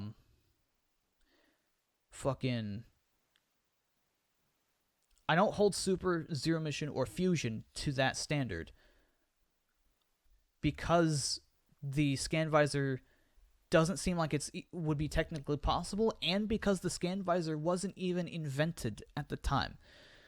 That's why I don't hold that against them. And similarly, I don't hold the color choices against Fusion. I said specifically this was a complaint about the Game Boy Advance. So me describing kind of my experience with the you colors, said it was of a It's more of a Nintendo complaint than a Fusion complaint. You said it was more of a Nintendo problem than a Fusion problem. Right, yes. right. And so I'm not holding Fusion to it. But that said, I was still planning on describing my experience with those colors, whether or not it's Fusion's quote-unquote fault that those exist. So there's that. If that's a contradiction, I'm sorry. I don't think that's a contradiction, is it? Me choosing to talk about my experience with colors, despite explicitly saying I don't hold it against Fusion. Like Fusion should have known better than to use those colors, because I'm willing to bet that there was some kind of mandate that Fusion had to maintain visibility in unfavorable lighting. Okay. Because it doesn't use shadows to balance out its brightness, the game tends to feel extremely sterile and safe. You get the sense that the entire station is always brightly lit and cozy. You could probably hold your youth group pizza party here and feel right at home. The brightness leads to an atmosphere that is far less unsettling than in other games. Even the dark area in the game, Sector 6, is fully visible. The little light around the player means absolutely nothing for gameplay. And okay, I will say the only difference between my criticism of the colors here and the Dread thing and the Super Metroid thing with the scans is I can't say that my experience was hurt. My experience with Super Metroid was hurt by the lack of scans. But in Fusion, those colors did hurt my experience. And trying to come up with an answer for you is going to get into like super subjective territory, and I don't think I can even properly articulate it at this point. Other than just that, I can't imagine Super Metroid with scans, but I've seen 2D Metroids like I think color choice wouldn't be as hard to implement hardware-wise as scans, but if not for that mandate. I think your thought process is complicated. You could make all of that much shorter. You could simply say, if the development team behind Metroid Fusion was forced to use a color palette by a mandate of Nintendo or by hardware restrictions, that isn't very conducive for the atmosphere you would usually expect in a Metroid game. Mm-hmm. Then maybe they should have made a Metroid game for the GameCube instead. Mm-hmm. Yeah. Maybe the Game Boy Advance was the wrong choice. If the colors are so important that you can't compromise on them. Zero Mission, again, I said had this problem as well. So yeah, I have been consistent at least in that. And even Samus Returns had a bit of that issue going on. Plus, there are bright yellow lines surrounding everything, making sure you always know what's ahead. It's funny, because I keep hearing... And here's where I'm getting a little snarky. This criticism is not against Fusion, what I'm about to say. It's against the community holding Fusion up as this, like, Resident Evil tier horror game. Which I've heard like yes. I've heard people gushing about Fusion as a horror game. Claims that Fusion is basically a horror game, like Resident Evil or Slender. If you completely ignore gameplay, story, music, and any of the many environments and rooms that aren't terribly bright, then perhaps there'd be a case to make. And notice how in this ROM hack, they removed the yellow outlines. They made all the colors darker, because they knew you'd be playing it on a PC screen. And instantly it looks better. So, kind of shooting your point in the foot there. Horror is far more nuanced than some color choices. But yeah, there are some rooms in this ROM hack that are just fully lit anyway, but yeah. And you are massively oversimplifying this game's atmosphere by suggesting that the game's relative lack of darker colors somehow make it safe and cozy. It definitely does the game no favors. That's all I'm saying. Metroid Fusion's horror goes much further than the usual threat of the space pirates. The incredible threat of a single X parasite spreading off-world is far more threatening than anything the Metroid.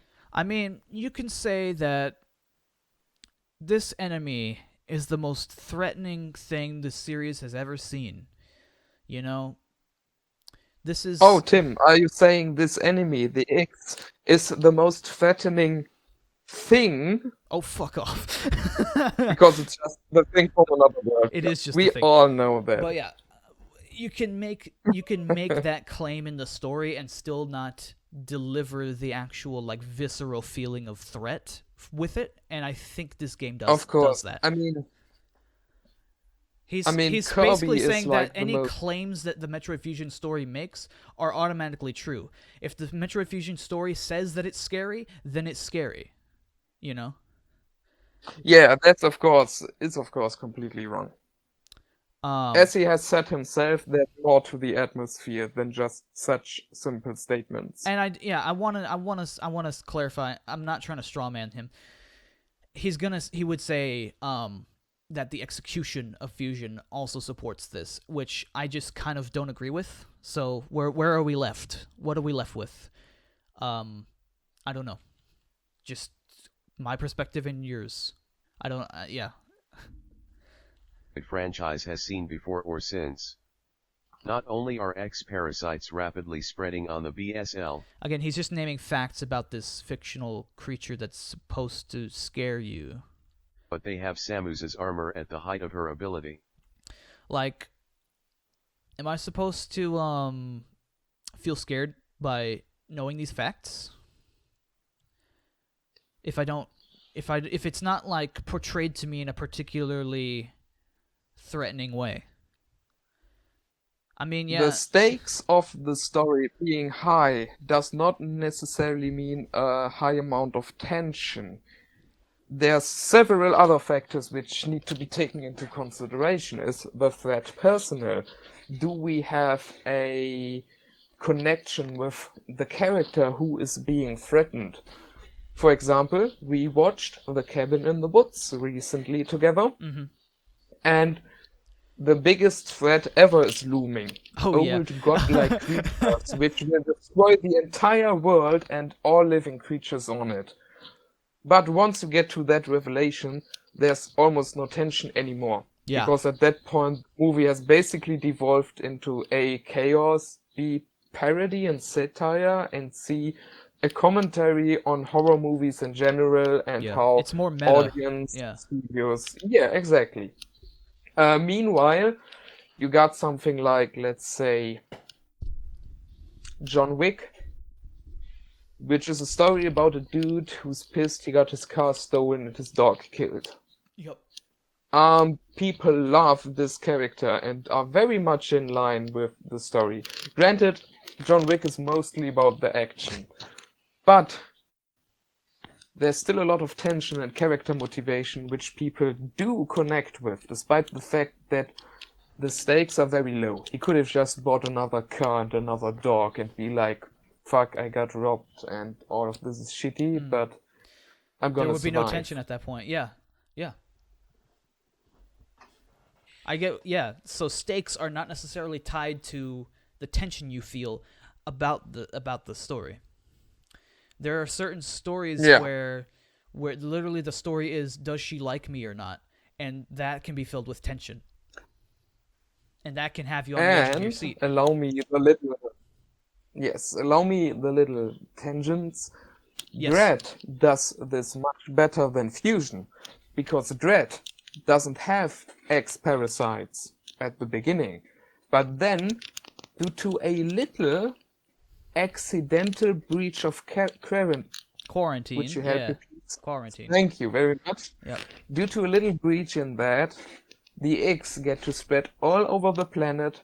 Suddenly there's much more dangerous enemies, there's creatures hunting you, they are destroying the this lava fuel pump station, and the climate is starting to collapse. Even Ravenbeak, the big bad, gets destroyed by an X at the end. It clearly tells you how dangerous they are, because you get to see and feel and play an X outbreak which basically destroys an entire planet within hours. Yes. You get to feel that difference much more strongly. Yes. You get the before and after.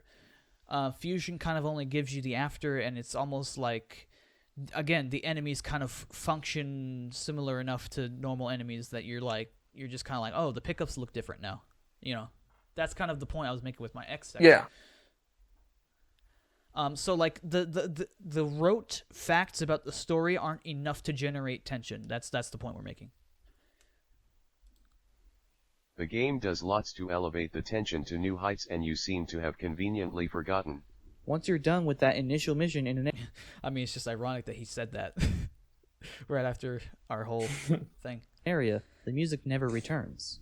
Sure, you can backtrack later, but you'll find that the music only ever matches whatever mood the story is in, rather than the theme of the area. It's yet another way the game keeps you on a tight leash. It's like it's saying, hey, no, wrong way. The story is happening over here.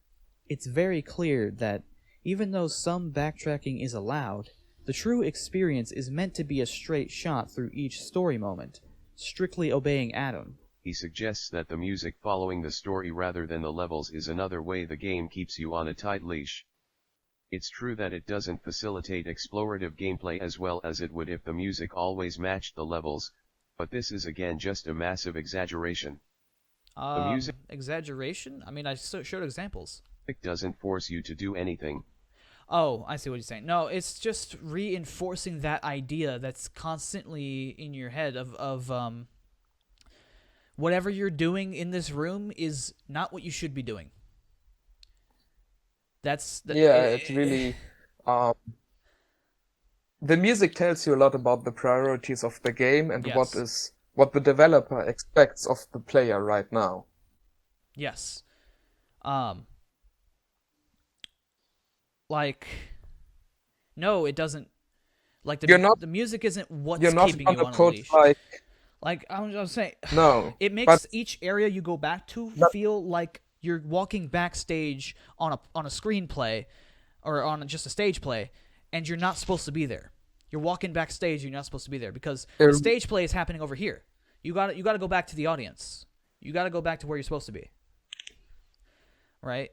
a reasonable developer is not gonna give you a level and pretend you're supposed to, explore it at your own pace, and then have rushing escape music playing over it. That's why Breath of the Wild is so minimalistic with its music most of the time, because you don't want the same 2-minute Zelda theme playing on loop.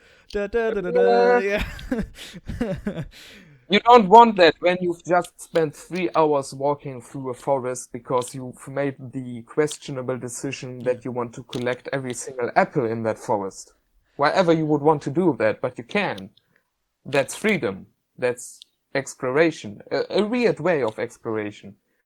I'll say when he gets done with this train of thought, we can kind of finish off. Yeah. Okay. It's just music. He talks about Right, how and the impact of the music is completely just discounted. the true experience is meant to be a straight shot through each story moment, strictly obeying Adam. What even is a true Metroid Fusion experience? Well, it's what the music seems to indicate what the intention of the experience is.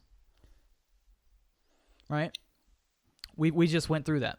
The developer is indicating to you that there is something tense happening somewhere else that you need to go attend to. You can't be in this room because you're wasting your time. What does that even mean? This point is especially flimsy with this extremely vague and nonsensical, ill-defined true experience.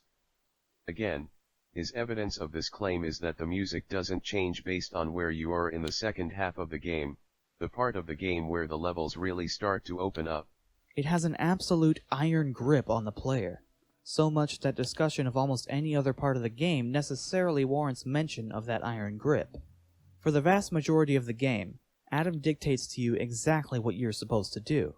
Forget Prime 3's annoying radio hints. This is literally 1984. There's no room left for experimentation or exploration unless specifically outlined by Adam. You don't move unless he says so, and you don't fire until he says so. And for pretty much the vast majority of the game, that's true. And I'm assuming he's going to mention the moments in between where you can go to earlier sections and see if you can poke around for 1 or 2 missile tanks. I think that's what he's about to mention. Watch. The game is a series of action-packed bursts, requiring little thought of the player, and even if the player wants to explore a bit, Okay, maybe I was wrong. they're shut down pretty quickly. Fusion has one correct way it wants you to play. Whenever Adam gives you an objective, simply going to that spot on the map is never as simple as walking straight to it. Well, of course, that's where the gameplay comes from, right? But him giving you that objective is what kind of ruins the explorative aspect.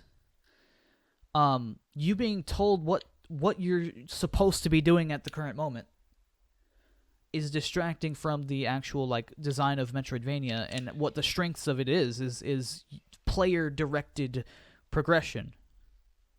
Especially not through a straight simple hallway. I don't think I ever claimed that Fusion's progression is a hallway like Super Mario Brothers type level design. The game will place I think he's just drawing more conclusions from what I am saying that I didn't actually conclude from. twists such as security locks that you must first unlock, turning off electric water, not actually giving you an objective marker and telling you to search a sector, or making it so that getting back out after completing the objective is unclear, such as with the SAX blocking off your escape after obtaining bombs, or being stuck in Sector 6 after Right, yeah, there's some roundabout things you gotta do sometimes, but it's all within the context of that one mission. Right? obtaining the wave. It's really telling how the best parts of Fusion are the parts where this linear progression, where Adam gets to tell you what to do, are being broken up. That's when Fusion is the best. When Adam tells something. you, go there, please. It get says the something. pickup, It's almost like they shouldn't and have... on your way there... Yeah, it's kind of like... If he really values all these little moments so much, where you get to figure a way out of this situation, because Adam's proposed plan isn't as easy as we all thought it might be, shouldn't we have a video game where maybe there isn't a proposed plan and you get to do all the thinking? Yeah, it's almost like that has already been a thing and proven to work. Yeah. Adam's supposed iron grip is massively exaggerated here. No? Yes, it's not as open-ended. Even if you are not in Adam's iron grip, because his plan doesn't work out, or the game allows you to break free from it, you're still gonna break free the way the game tells you. So now you're in the iron grip of the game. Yeah. You're always in somebody's iron grip. Right. There's always just that super restricted linear, Adam progression. is really just a signal for all of this. He's a symptom. He's a symbol of course, it. Yeah, it's, he's the a problem symbol. Yeah. The game telling us what we need to do so often is the problem. Adam is just a character. Of course, it makes total sense for a Galactic Federation officer or official to tell Samus Aran what to do, what the mission statement is. But if we question why this character was even introduced to tell us what to do, then we get to the level design and game priorities. And now we gotta say, maybe we don't wanna be told what to do. And that's really the first thing that I was speaking against. I mentioned Adam's iron grip on the player, and what I was referring to was, the game's iron grip on the player. Imagine what would happen if Navi, the fairy from Zelda. I was going to say, it just so happens that for the vast majority of the game's iron grip on the player equals Adam's iron grip on the player. Anyway, keep going. Yeah, just imagine if the fairy from Ocarina of Time, she returned for Breath of the Wild 2, titled Tears of the Kingdom, And all she does is follow you around and tell you, hey, what's that over there? Isn't that interesting? Let's check that out. Now, of course, that would be in character for that character. Yeah. But gameplay-wise, it would constitute a method of the developer communicating to us what's important, what's of higher priority, what we should check out first, which is exactly what we don't want to do. I'm gonna do the same example as previously. If I wanna collect every single apple in that forest over there, then I can do that. That's what's so great about Breath of the Wild. Mm-hmm. And the game isn't giving you other priorities that are kind of intruding on that. Like the game does have other priorities that you can accomplish at your leisure. Yes, but it exactly. never ropes you into them. Yeah, if you wanted to implement Adam in a way that speaks more to the core of Metroid, then maybe he would be part of your ship and you can go back to your ship to talk to him. And there's a whole list of objectives which you can complete Yeah. at any given order. That he would be the hint guy. He would be the hint guy. He would be a hint and achievement guy or something. And Maybe I you think, can earn even more energy tanks by going back to Adam Yeah. and being like, I found... What do I know? I found a flock of aliens and I helped them and they gave me this form of energy as a sign of gratitude. Please, Adam, convert that to a missile container. yeah, you could do stuff like that. Yeah. That would be just like another form of collectible. What I was also going to say was, I think Dread is also kind of equally guilty of this as Fusion. Like, even if you can skip the dialogue, it's still doing the same thing that Fusion's dialogue does, where it directs you, it tells you, like, essentially what you're supposed to be doing right now.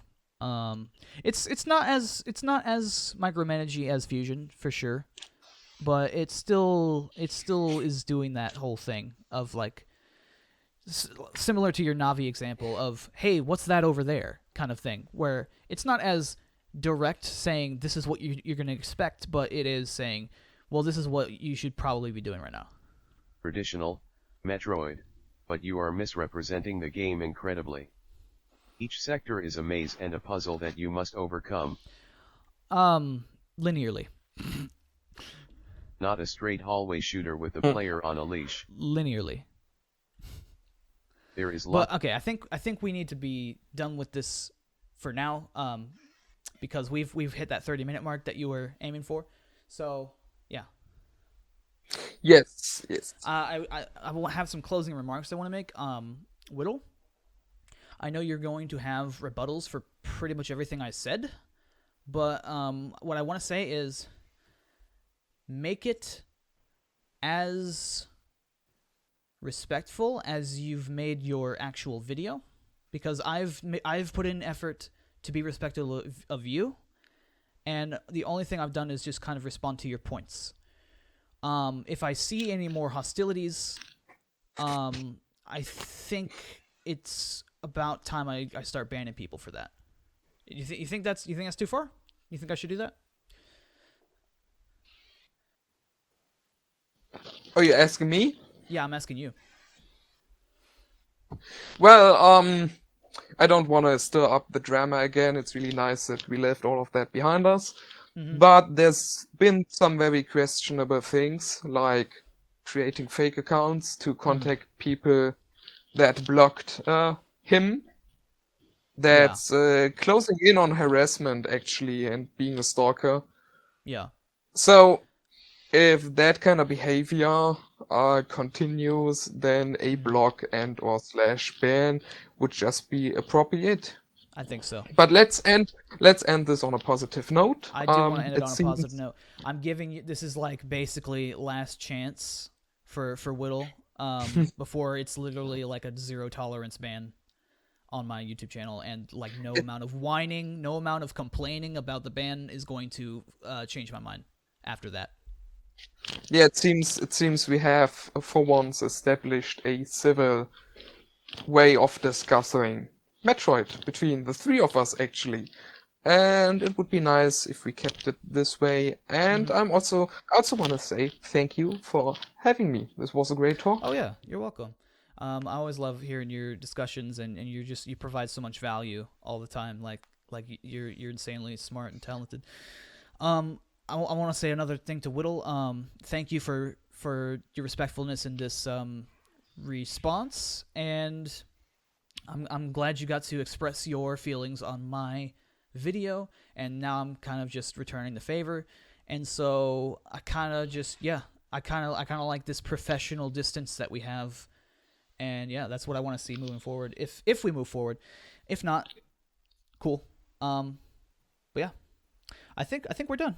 We can continue dissecting this response at a later date. When we will determine. So, thank you all so much for listening / watching. And yeah, bye. You want to say bye? Goodbye. Goodbye, everybody. Bye-bye. So now I gotta stop. Greetings from Germany. Greetings from Wasserschwein.